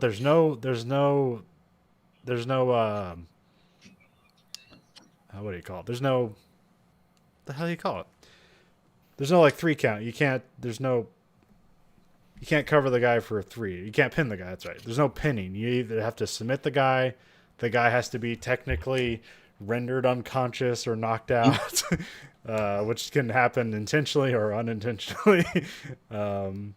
Yeah, and there's no ropes. So there's a lot of like, so it kind of negates a lot of like the standard wrestling stuff, and people have to be creative in other ways. And there's like real MMA guys in there fighting against wrestlers, and there's some interesting things where like guys will like kind of turn a wrestling move into a submission hold. That's kind of good because like there's like a guy, he was like going for a body slam and he flips the guy up in the air, and it's like, well, there's no pinning, so there's no reason to slam him on the ground. So like what he does is he kind of like turns his body and jumps up and grabs the guy into an arm bar. It's like this, he just tosses the guy up like a pizza and then puts him in an arm bar on the way down. It's like, that's pretty cool. You better execute that one perfectly. That arm bar could turn into an arm break pretty quick doing it that way. Yeah. That's why one of the guys, I think Shane Mercer did that. And that's one of the guys I'm always like, does he have some mysterious past? Why has nobody signed him yet? Because he's just too, like, I mean, the only reason that I think like that why you don't sign him is because he's short. Like he's like 5'8" or something like that. But he's a power lifter. He can bench like 600 pounds. Yeah. And he does this move where he can throw 300-pound guys around like they're nothing, because obviously he can bench 600 pounds. So it's like, well, half that, you know, like every guy's a pizza. But he'll like take guys like either bigger or like around his size. He'll hold them across the body, so they'll be across him, and he's just holding on to him like this. He'll climb the top rope, and he does a flipping moonsault and lands on top of them. So he does a backflip while holding another guy. Wow, makes sense. And holds him from the bottom of the ring and climbs up the rope with him, and then does it. Like that, it's like, why hasn't somebody signed this guy yet? And I don't know if he just like has his own business and like this is what he likes to do, or he has some shady past and like nobody's willing to sign him. I don't know, but he gets plenty of independent work, so there's that. So yeah, that was pretty good. And that's different. And then they had the Joey Janela Spring Break, which that's always good, and that was again really good this year. Although the weird, I guess the funny thing is like they had a match early on in this year, and Joey Janela lost the match, and so he lost the naming rights to the Spring Break, which became a weird plot point throughout the show. But I don't know, they're doing something. It was interesting. It's something different. And also you get to see the very first match was a match between, there was a guy, his name's Starboy Charlie, which I've seen him a couple of years ago. He's been wrestling since he's 11 years old. He's 18 this year. So yeah, he's probably going to be something in the future. He's still a skinny guy, but like, you know, you can work on that when you get older, but he can, you know, he's already got fucking 7 years of experience. So. That's crazy. And then what's even probably crazier, I don't know how long she's been wrestling, but he it was something Starks. Billy Starks, I think is her name, and she's 16, and she's been wrestling this whole weekend. And it's like who the fuck is she? And like it's like, oh, okay, she's a kid. Now she has a job wrestling. So she'll probably be something sometime. And of course, it's GCW, so they had hardcore matches and death matches. And so the last death match was with Nick Gage, the guy who robbed a bank, went to jail, and got out and continued wrestling. And now he has this weird like his faction is called MDK, Murder, Death, Kill. And he's just always talking about like the mean spirited, like, we're gonna kill motherfuckers. He swears all the time, but he has like a weird, like, twists it into positive stuff. he has like an extra gang called the Eastern Bloc Hate Gang. Nice.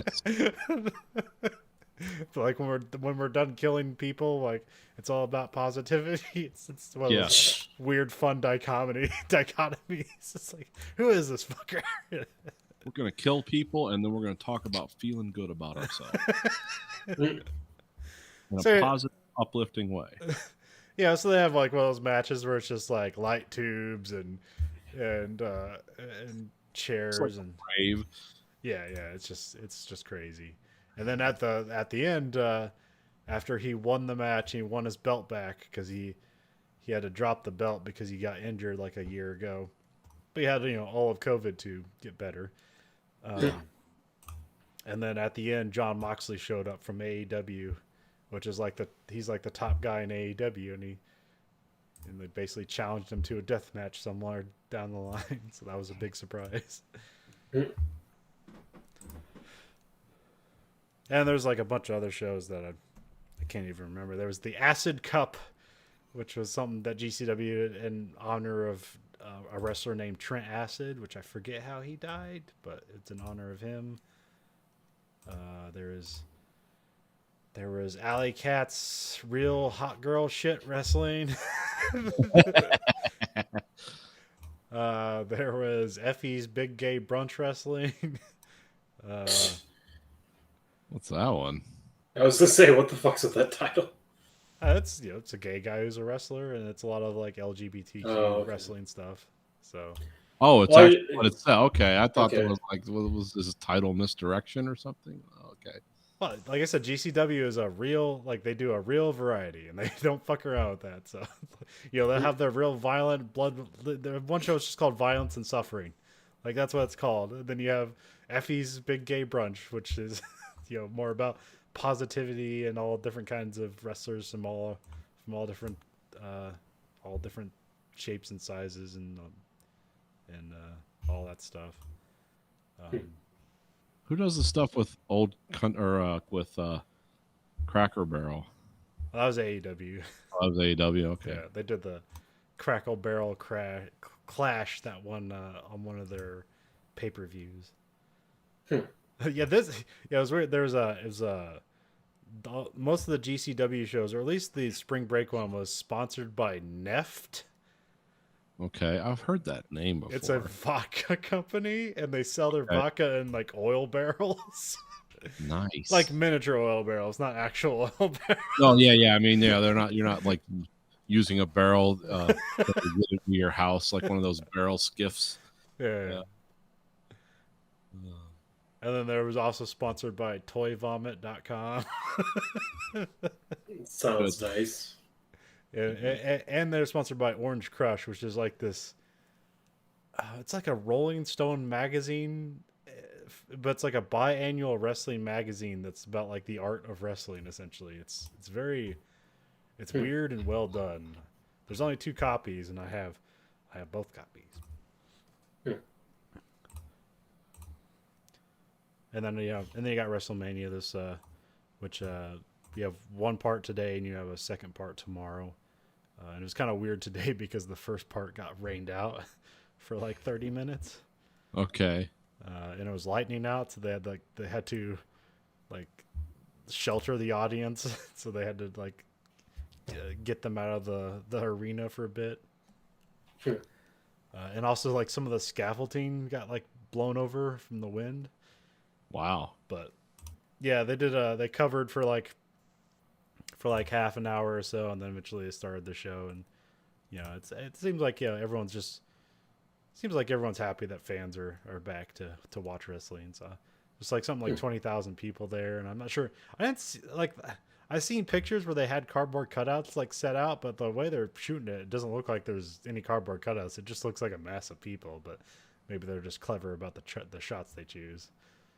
But there's one guy up front that was wearing a GCW shirt, but they I think they gave him a free T-shirt to stop wearing that shirt. Oh, Because like it was like the next segment, he was wearing a Hurt Locker T-shirt, which is one of the it's one of the moves of one of the wrestlers in WWE. So,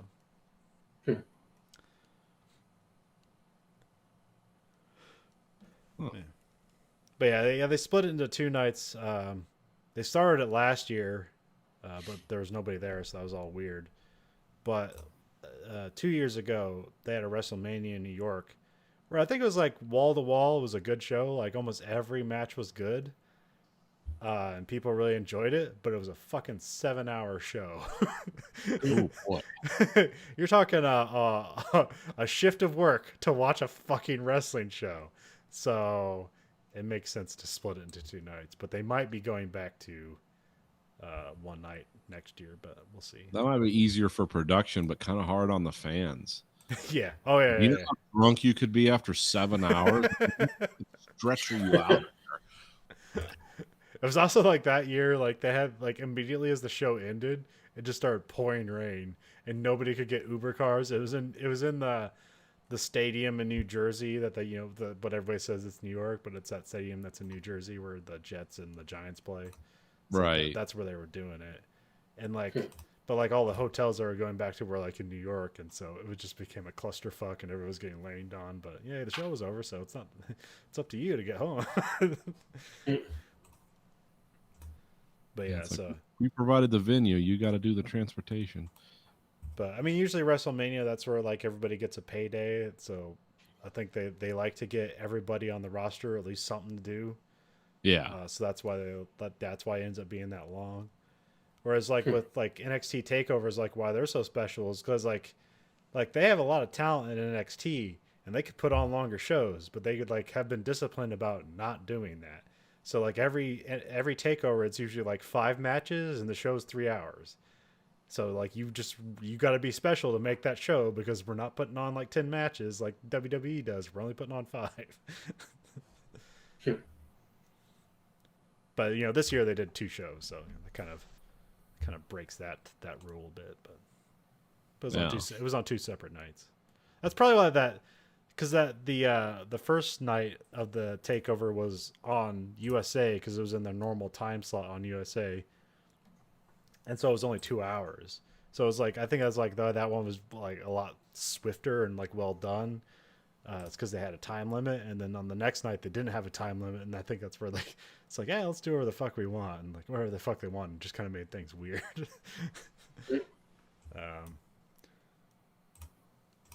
Oh yeah, and also after this week, NXT moves to Tuesday, Oh, okay. so you'll no longer get NXT and AEW head to head. So I won't have to like try to watch. And I've just been stop watching NXT because AEW's just been better. It's been weird as late, but and I used to watch them like at the same time, but just pay more attention to AEW, and then I just kind of gave up with that. Now I get to just watch NXT again, so that'll be fun. But they claim they didn't move because they were losing the ratings war, although they won this week. Their last head to head they won this week, but that's because they put on a fucking takeover. But they're moving to Tuesday because NBC is like got rid of their sports channel, and so now they're just putting hockey on USA proper. Oh, okay. And then NXT moves to Tuesdays. So. Huh. Works for them, I guess. So. And then because of that, Impact Wrestling moved to Thursdays. Impact Wrestling, like it's essentially barely there in the ratings, but I think it's whatever channel they're on, which is Access. It's their highest rated thing. So, but actually, because they moved to Thursday, their ratings got better. So that probably looks like everything's just working out for everybody. You can watch wrestling every night of the week if you want. Yeah, there's so many options. You get Raw on Monday. You get NXT on Tuesdays. You get AEW on Wednesdays. Impact on Thursdays, SmackDown on Fridays. Yep, every day of the week has wrestling. But, anyways, so yeah, it's the weekend of too much wrestling. So. I got this weekend. I got sucked into F1, a couple F1 documentaries. What led you there? I'm not sure. Oh, Is it just YouTube recommendations? no, I was actually looking for something. Well, because I heard some guys talking on a podcast about like they were talking about well, I forget what it led to, but it was like, I remember when Formula One went crazy with like double turbocharged V6 engines in the 80s, and it was just like it was like almost beyond the ability of the drivers to control these little tiny cars that had 1,500 horsepower and stuff like that. And the one guy and they were talking back and forth. He says, they weren't even using gasoline in some of them. They were getting so nuts. And I was like, what? And then the conversation kind of drifted. I was like, wait a minute. So I went and typed some things in and looked up. And it was called the big turbo era, or the last turbo era, because now they're doing turbocharging again. But yeah, they're smaller engines, but they're turbocharged. But these, what happened was when they introduced turbocharged, because the rule for all throughout, until like the late 70s was naturally aspirated engines only. And then they said, you can use some turbochargers, but you can use a turbocharger, but the engine has to be smaller. Because it was, if you turbocharge an engine, it's the power to weight, it's double almost. And then the turbo lag problem was, it was making it dangerous for the drivers, because how a turbo works is it builds up boost and then just dumps it into the engine. So in that interstitial period where you're waiting for the boost to build, it kind of falls on its face. And in a regular car, it's like, well, that's kind of annoying. But in a race car, that can be like, it's like, hold on, holy shit, like you barely hold on to the steering wheel. You better not be turning when that kicks in. Yeah.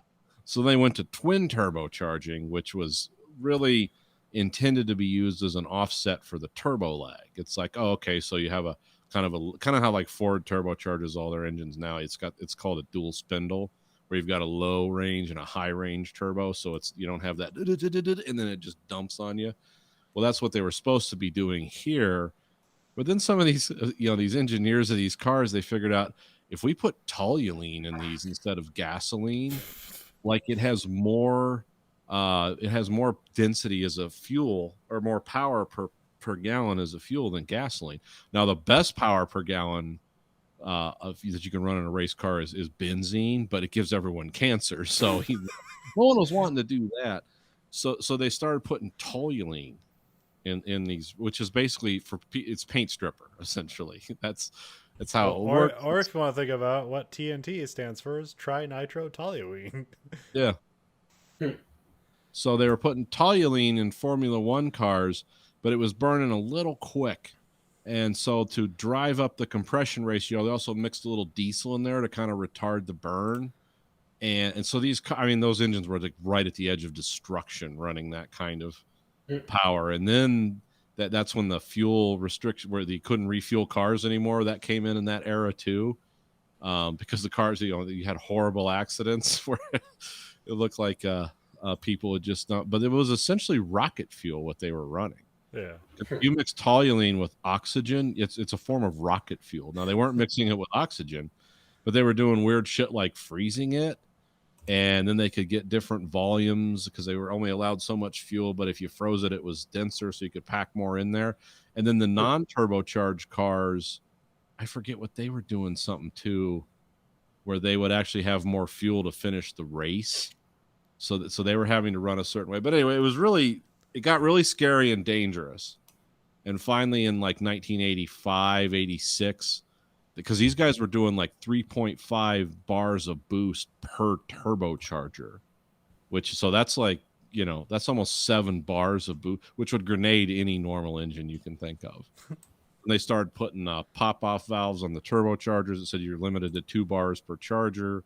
And then the whole thing disappeared in 1989 because there was a lot of crashes and deaths in the late 80s, and they're like, okay, the turbo era is nuts. We can't do this anymore.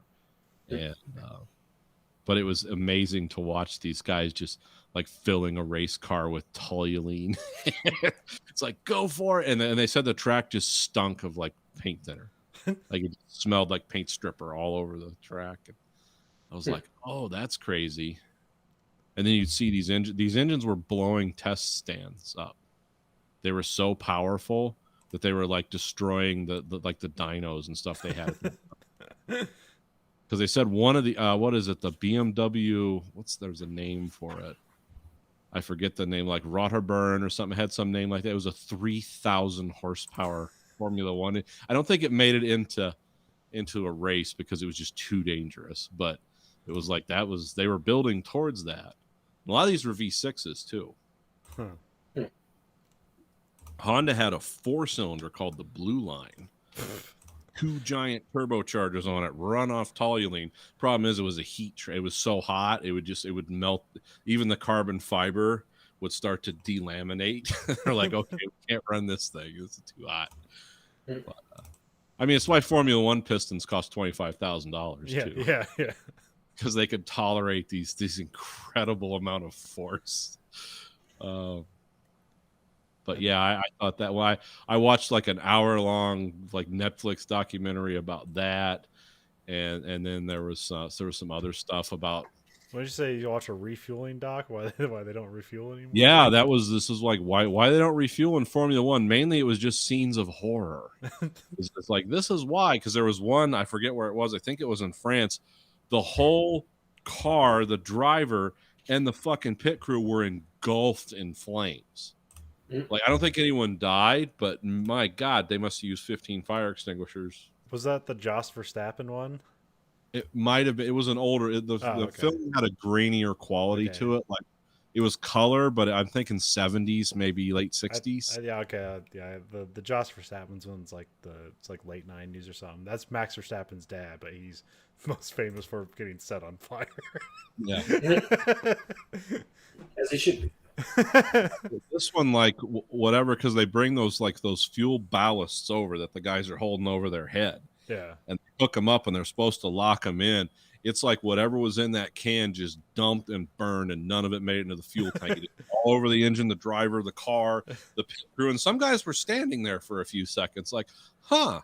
You know, it was one of those weird things because you think immediately. There's some of that shit where it's like this is how crazy it is like, even though if the camera's not picking up fire, there still might be fire there it's not visible, which that's even more crazy.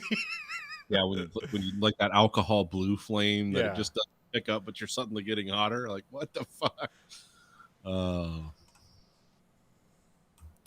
Yeah, but it was kind of interesting because a lot of these turbo cars not initially very successful. I mean, it was Ferrari, because they introduced it in the mid 70s. You could do it, but Ferrari didn't win. Or Ferrari was the first one to win with a turbo powered car, and I think it was in '84. Because the problem is they were just crashing the cars. It's not that they couldn't win; it's they couldn't keep them on the track because they were. That was still in the turbo leg shit when the drivers were like, coming out of the straight and just getting a massive power dump. And it's like, oh shit! And the car just spins in a circle because these things literally weigh less than a golf cart. And these were not safe cars either. These were not like, oh, it's got the crash cage. No. These things were pretty flimsy. A lot of sheet aluminum riveted on. I mean, some of these didn't even have front wings. Like, that's how far back we're going.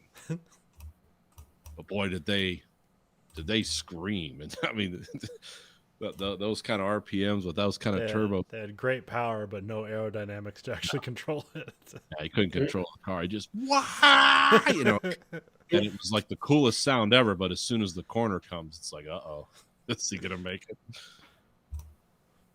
And that was the thing, is like you couldn't. I forget that they were interviewing the drivers at that time, and even the drivers of nowadays, and they said, yeah, the big problem with power-wise, those cars are still very impressive. They said they're some of the hairiest race cars ever made. Those turbo era cars. They said even by today's standards, they are impressively powerful, but there was no like subtlety to them. It was just like riding a Bronco around that course. And you couldn't keep the back under you. You couldn't keep the tires on the damn thing. I mean, it was all kinds of problems. And it was fun to see all the old sponsors and teams that don't exist anymore. So like Lucky Strike and Marlboro and stuff like that. No, it wasn't that. It was well, it was a Parliament, the Milk People. Who were some others? There were just weird sponsors of companies that like Renault, like the Renault car company. Yeah. Really hasn't been a going thing for many, many, many years. Now Lotus sponsoring a team, and then who were some of the other ones? Like Honda was new back then. It's like that's a weird concept. Honda's in this, Yeah, I don't think Honda keeps dipping their toe in and out of F1. Like they're out again, but that's why they built their best engine this year, but they're out after the end of this year. But they got Red Bull got an engine free, so whatever your engine is at the end of this year, that's the engine you're going to be racing on for the next 5 years. Oh, And Red Bull has a thing set up to just build those engines, but they won't be like developing them. yeah. There was a lot of because the sanctioning body of Formula One was really having to jump to keep up with these guys. Yeah. But they knew how dangerous it was. They could just tell by the way these cars were running. It's like, whoa, guys, we gotta. You're beyond the tires and the chassis here. You're just building drag cars that happen to drive in a circle sometimes. Like this is. Yeah, that refueling stuff is fun because they have to figure out. It's like, well, what's the fastest way you can get gas into a gas tank? And it's just like some like reverse buoyancy shit where it's like, Suck the gas out of the tank. yeah, and it's like oh yeah, if you miss that, then you just get gas over all over the place. You're pouring gasoline onto. I mean, have you ever seen the exhaust manifolds in those cars? They're like white hot. Like they're just so much heat going through. So yeah, pour gas on that. Is or just the brakes. Like you can pour the gas on those brakes and they'll immediately set on fire. I mean, you saw like in that pit stop at the Sakir Grand Prix last year, where they fucked up they fucked up both their pit stops, Mercedes, and so like they had Bottas's car up on the jack for like 20 seconds, and because the brakes weren't getting air into them, they just started to set on fire. Yep. Because the car was standing still. Yep. And that's like today's technology. Yeah, the stuff about freezing fuel, and that was amazing. When they went to no refueling, it was like, oh, these guys are playing all kinds of games. And then there was a place you could, like Honda was doing this thing where they were storing fuel in another tank, but they said it wasn't fuel. They said it was water to cool the brakes, but they just didn't cool the brakes, and they lost. They got suspended for some races for that one. Yeah. But yeah, that was the other thing, like the game about water-cooled brakes, which is why they don't do that anymore because it's just a game, is they would fill the car up on both sides. Back then they had the bigger squared slab sides, and they just put water cells in there. So yeah, these are for cooling the brakes.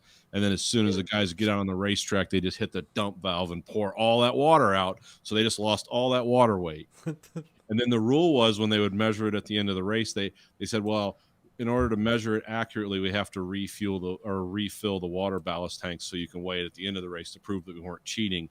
But they caught on really quickly. It's like, no, it's so you can prove that you didn't dump all the, you dumped all the water, because the water in those tanks was supposed to last for a whole race. I mean, it was supposed to go down, but it wasn't supposed to be dry tanks.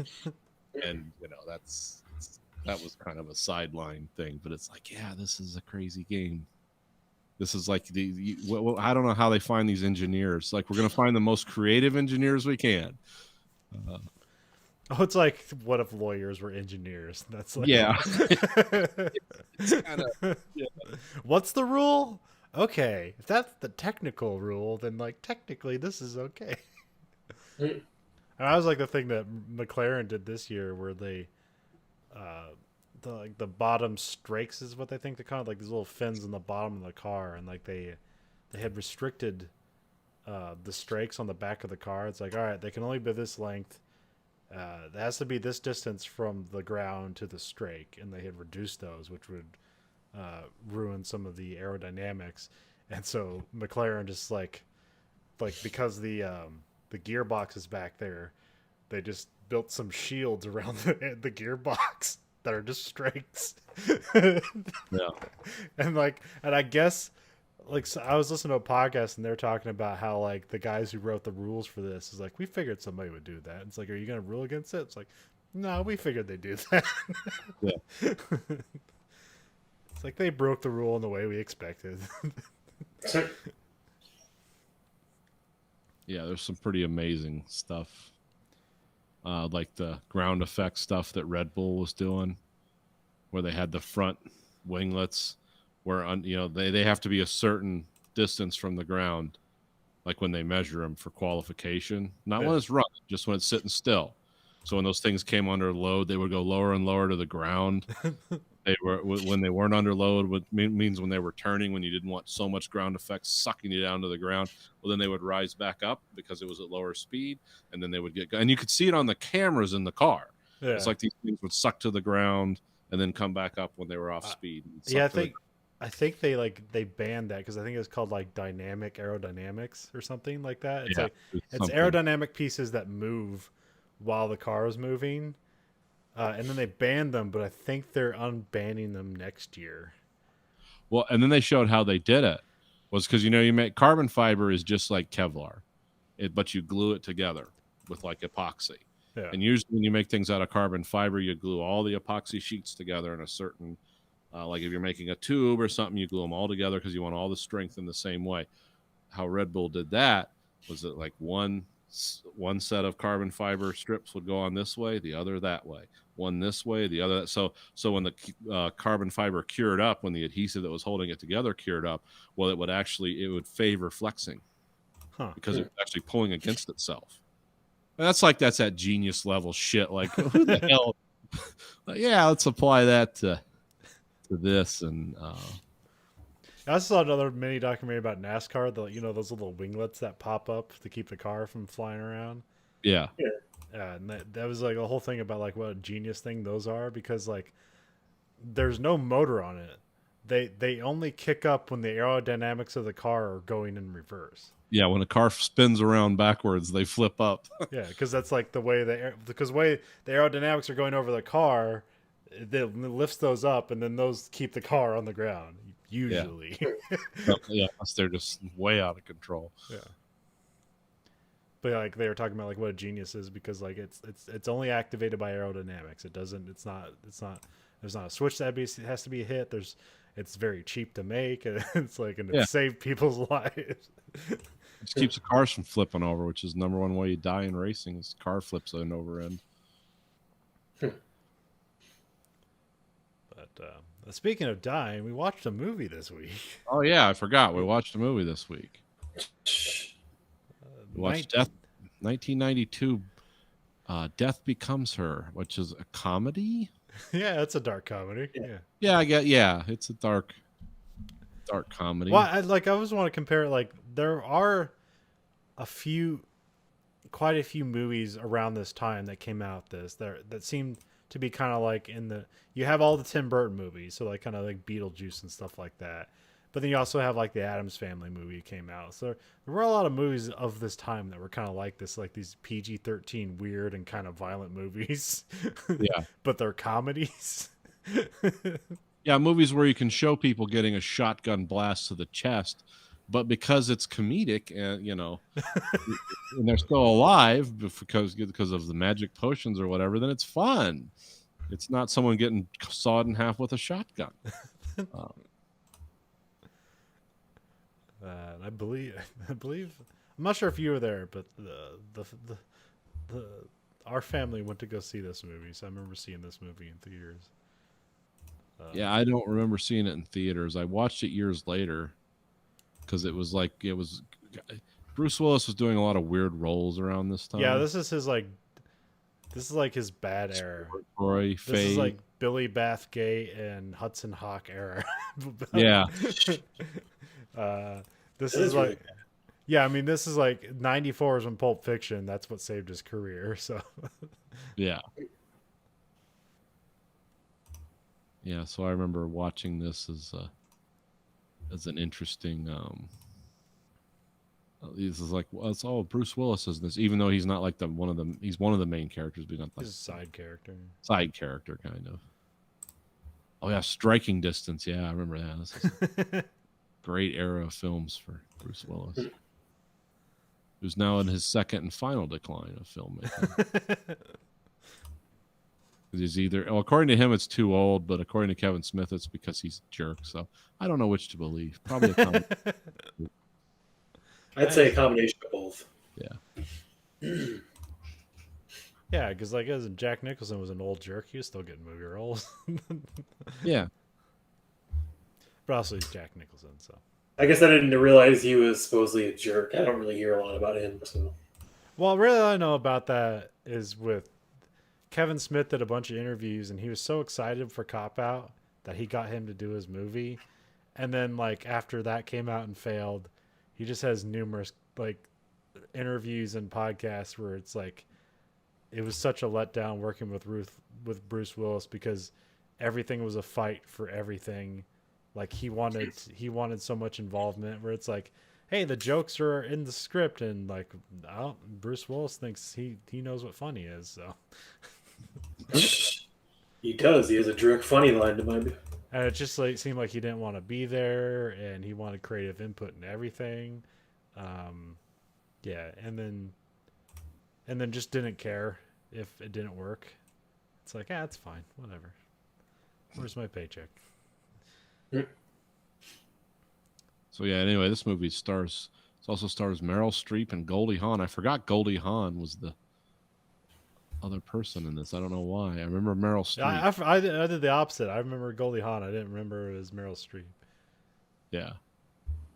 But there's another trivia, and I don't know if it's true, but it seemed like another thing where Robert Zemeckis pissed off an actor because he is more in tune with the special effects of the movie rather than the story and the acting of the movie. So apparently after this movie, Meryl Streep said she never wanted to do an effects-driven movie ever again.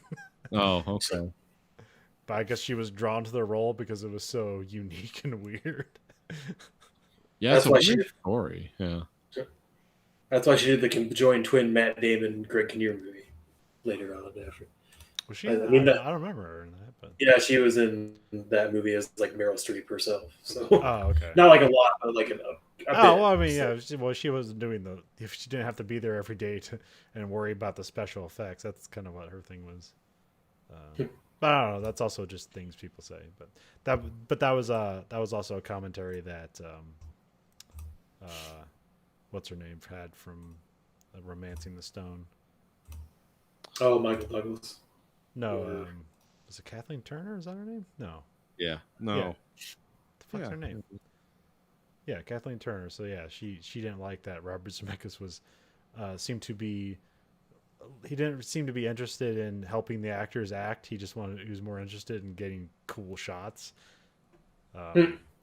Which if you look at Robert Zemeckis' history, he's kind of about pushing, technology and film and stuff like that. So you can see how he would be a horrible director for an actor to work before, because you're not necessarily the thing he's focused on. Yeah, but I wouldn't say that's probably his biggest concern. So yeah, in this movie we have some like fading actresses, not in real life, but that's the characters they're playing. They're getting older, and they're intensely jealous of how the lady watching or launching her book. How does she look so young? And they eventually find out, and there's this elixir that gives them eternal life and an everlasting youthful appearance. But you have to like disappear from public view after so many years, because it'll be suspicious if you're still acting 200 years from now. Yeah. So you get 10 years in the spotlight with your eternal beauty or whatever. yeah. So then these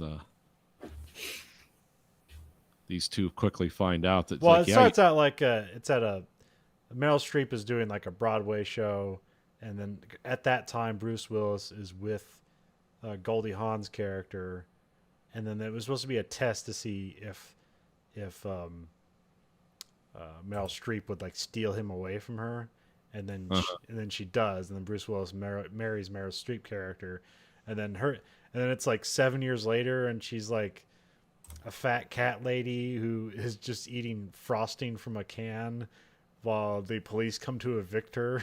it's very weird. And then she ends up in like an insane asylum where she's not getting better, and then it just kind of cuts away from that, and then the next time you see her she has this book out, and then she's like gorgeous again, and she's supposed to be 50, but she doesn't look 50. Yeah. Well, Meryl Streep is like, because Bruce Willis is he's a plastic surgeon, Meryl Streep is doing everything to try to maintain her youth, and it's like not working anymore. Like she's getting blood transfusions, like just full body blood transfusions. Oh yeah, that always comes and goes. I forget what that was in that book where like we were reading about the about the Israeli Secret Service or whatever. Oh, the Mossad, yeah. And there was like that lady who would just get like blood transfusions in Switzerland of like young people. It's like, here's 28-year-old blood, full body transfusion, and apparently she looked really young for a long time. So yeah, there's people in Silicon Valley doing that too. Yeah. It always comes back. Been doing that since the 70s. No one's living forever though. Or not. Shit. Except in this movie. Yeah, so eventually, to get revenge on Meryl Streep, she's trying to steal Bruce Willis from Meryl Streep, but she wants to get Bruce Willis to kill Meryl Streep. And so she hatches up this plan, and then it just ends up. But then at the same time, Meryl Streep is going to this secret place because her blood transfusion guy gives her a thing like, hey, it's really expensive, but this will help with the useful. And it's like this weird, lady. It's Isabella Rossellini who's practically naked. Yeah. Or she's wearing an elaborate necklace and then it just is naked.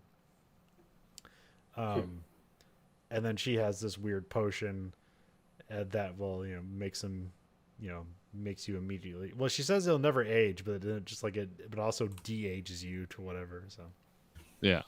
Because they do the special effect where like her butt like comes in and up, and then like her breasts get firmer and tighter and stuff like that. They do those special effects. Yeah. Which apparently there was some trivia about like apparently they had like some pneumatic bra to do that for Meryl Streep, but it didn't work. So she just had her dresser like put their arms through her like her skirt, and they just push her boobs up. They're just standing behind her in that scene. That's got to be a weird scene. What happened today at work, honey? Oh. Just Nothing much. Just pushing Meryl Streep's boobs together. Oh. And then she gets home, and then she's yelling at Bruce Willis for something, and then he ends up pushing her down the stairs. Well, she ends up in a precarious thing where she's about to fall down the stairs, and then Bruce Willis just pokes her, and then she falls down the stairs in a very ugly fashion where she like breaks her wrist, and then their head gets turned backwards. Yeah, it's a really dramatic, overdone fall down the stairs. And then it's like, well, obvious she's dead. Then Bruce Willis is on the phone, and then she's just kind of like getting up in the background. But it's for the time, this is pretty good CGI. Yeah. But it's still obviously CGI. But if you consider what they had to work with at the time, it's like, oh, I mean, this did win the Oscar for special effects. So yeah. Oh, okay. I forgot about that because I didn't really look up a lot of the stuff before we were talking about this tonight. But it makes sense because I mean I can't remember what else really came out that year, but I don't think it was like a lot of special effects driven stuff in that time. I can't remember. Like, it said what it beat, and it's like, okay, yeah, that makes sense why it beat that. But also, like the team that worked on this, I mean, it was ILM, but the specific team that worked on this went on to work on Jurassic Park, so that also makes sense. Which came out the next year.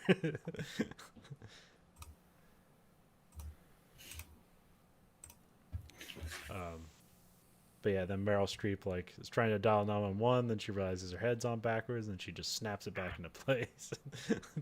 As you do.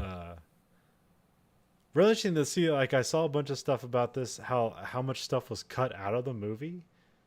And it's a bunch. There's like a whole. Oh shit! What's her name? Fuck. Do you remember the Tracy Ullman?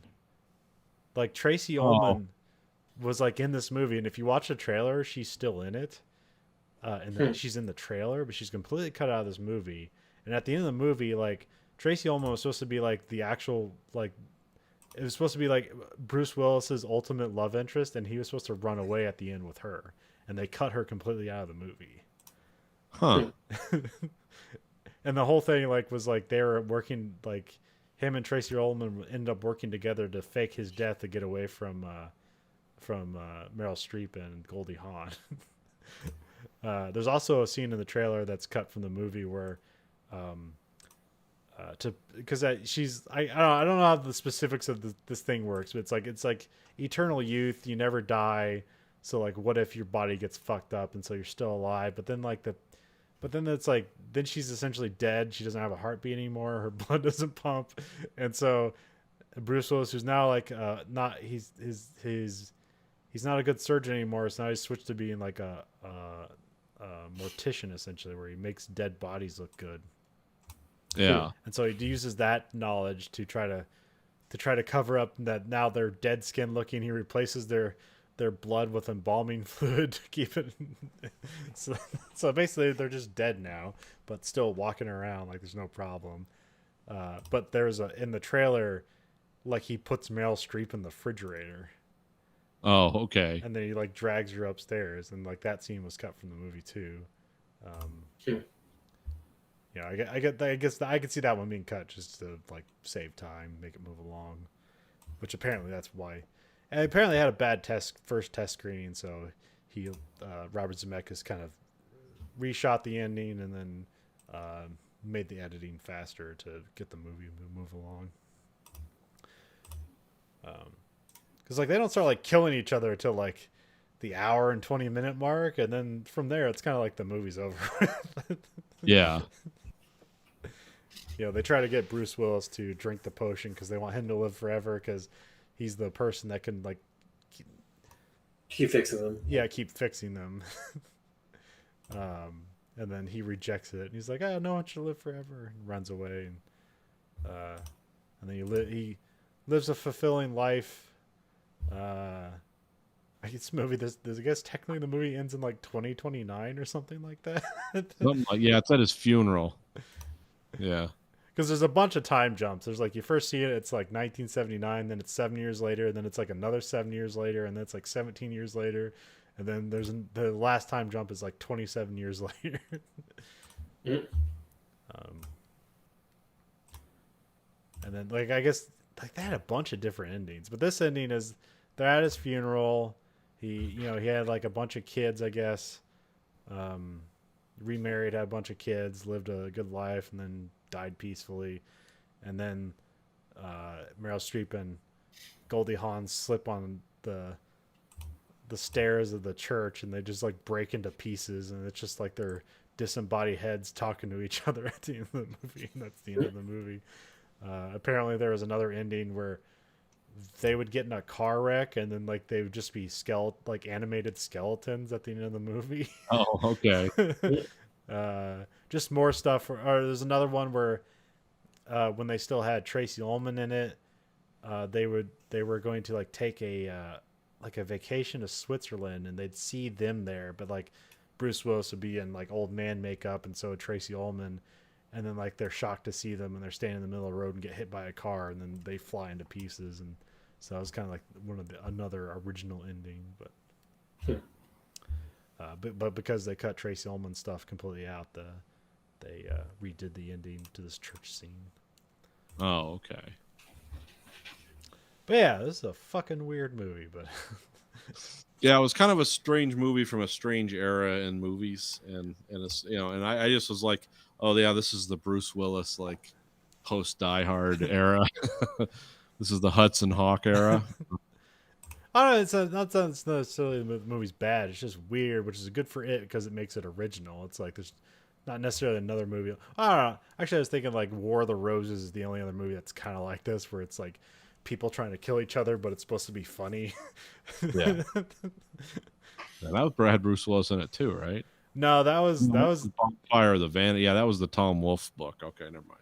no War of the Roses. That's the one with it's Kathleen Turner and Michael Douglas again, Michael Douglas. Okay, but yeah. Danny DeVito directed it. Oh, Oh, okay. okay. So it's those three together again from Romancing the Stone in a weird dark comedy. I don't know. That was also like Danny DeVito's Throw Mama from the Train era. So does everyone remember?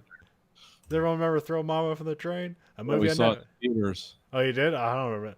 I remember Throw Mama on the Train because that was like one of the 6 movies that Comedy Central would just play over and over again. And like before they like got South Park, they'd have like it was like Transylvania 65000, Throw Mama from the Train, and like Menace to, or not Menace Society, House Party 2 or something.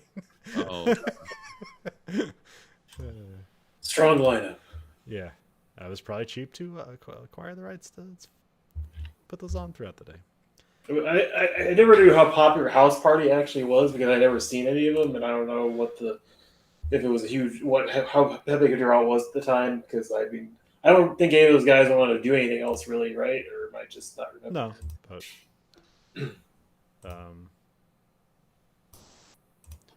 no, that was the open checkbook era of Hollywood. It's like, hey, you want to make a movie? Cool. How about a sequel? Here's another $20 million. but I saw, but this Music movie's. good? Who cares? But this movie's like I could say it's original, but it's not necessarily that I should watch again and again. Although apparently another trivia said this is like a big like favorite like movie in gay culture or something. Like this is really Oh, really? Oh, I didn't know that. Yeah. Okay. I don't necessarily know why, but I don't know. But Probably I also like just a bunch of people acting catty about Yeah. shout about their looks, and that seems to be like not that gay people are that way like menacingly, but they seem to be that way for fun. It's like, oh, so and so's fat, or so, I hear a lot of stuff like that. So what else was there?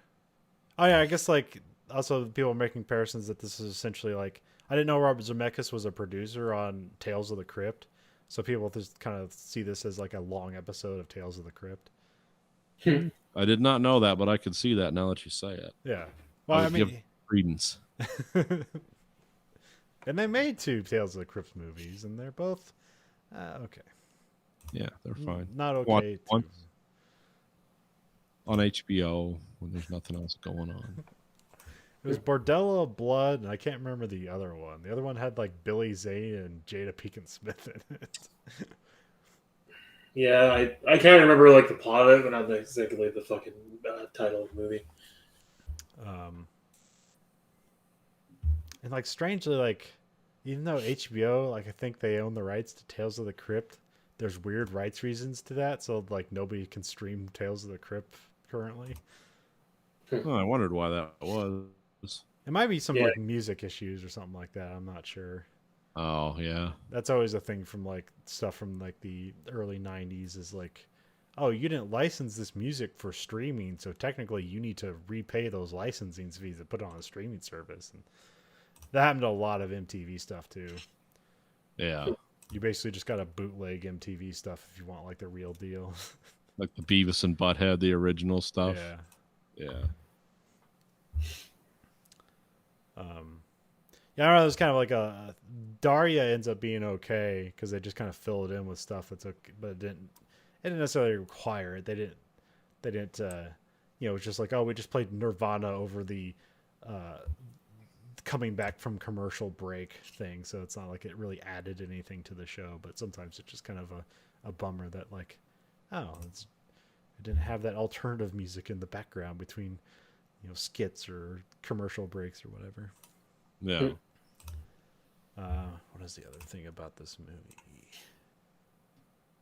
It didn't say. I don't know. When I looked at the financials, it didn't seem to be that big of a success. It seemed to like make its money back, which usually doesn't mean squat. Usually got to make like twice the money, but like they seem to be. It was like, oh, it was a moderate success, and apparently opened against like Buffy the Vampire Slayer and like 3 other movies, and was number 1 at the box office. But I wouldn't say any of those are really gonna like set it back or anything, to be honest. Because I don't think Buffy did really well at all. no, it did better as a TV show than a movie. Hmm. Although some people really like that movie. Fuck, there's like one more thing about this movie that's like weirdly carries forward. I know it had one of the worst DVD releases in history. Oh yeah, I saw that. Like you can go to DVD Insider or whatever. They have a whole thing about. This was listed as number 1, but there were other ones too, and I forget what the reasoning. Apparently, What? they didn't do like they didn't like do like usually nowadays you'd restore the original film and then do a transfer, but apparently they just did a transfer straight from the laser disc, and then that's Oh, like okay. that's good enough. Okay.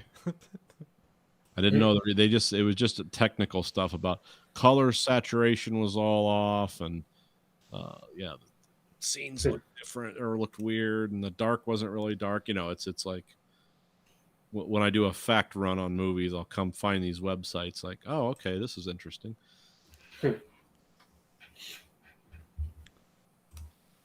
Anyway, Deaths Becomes Her. Check it out.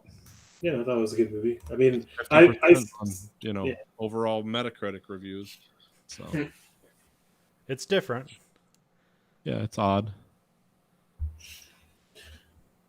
It's got good cast. Yeah, I try to think like the age is that like I guess Meryl Streep was 43 and Goldie Hawn was 46 in this movie, which I didn't think either of them were that old in this movie. Yeah. Because I always thought the funny things when they had Meryl Streep in like technically old makeup, it's like she still looks good. I don't know what's the problem. Why she need use. But also like the makeup stuff at the time was probably also limited. So Yeah.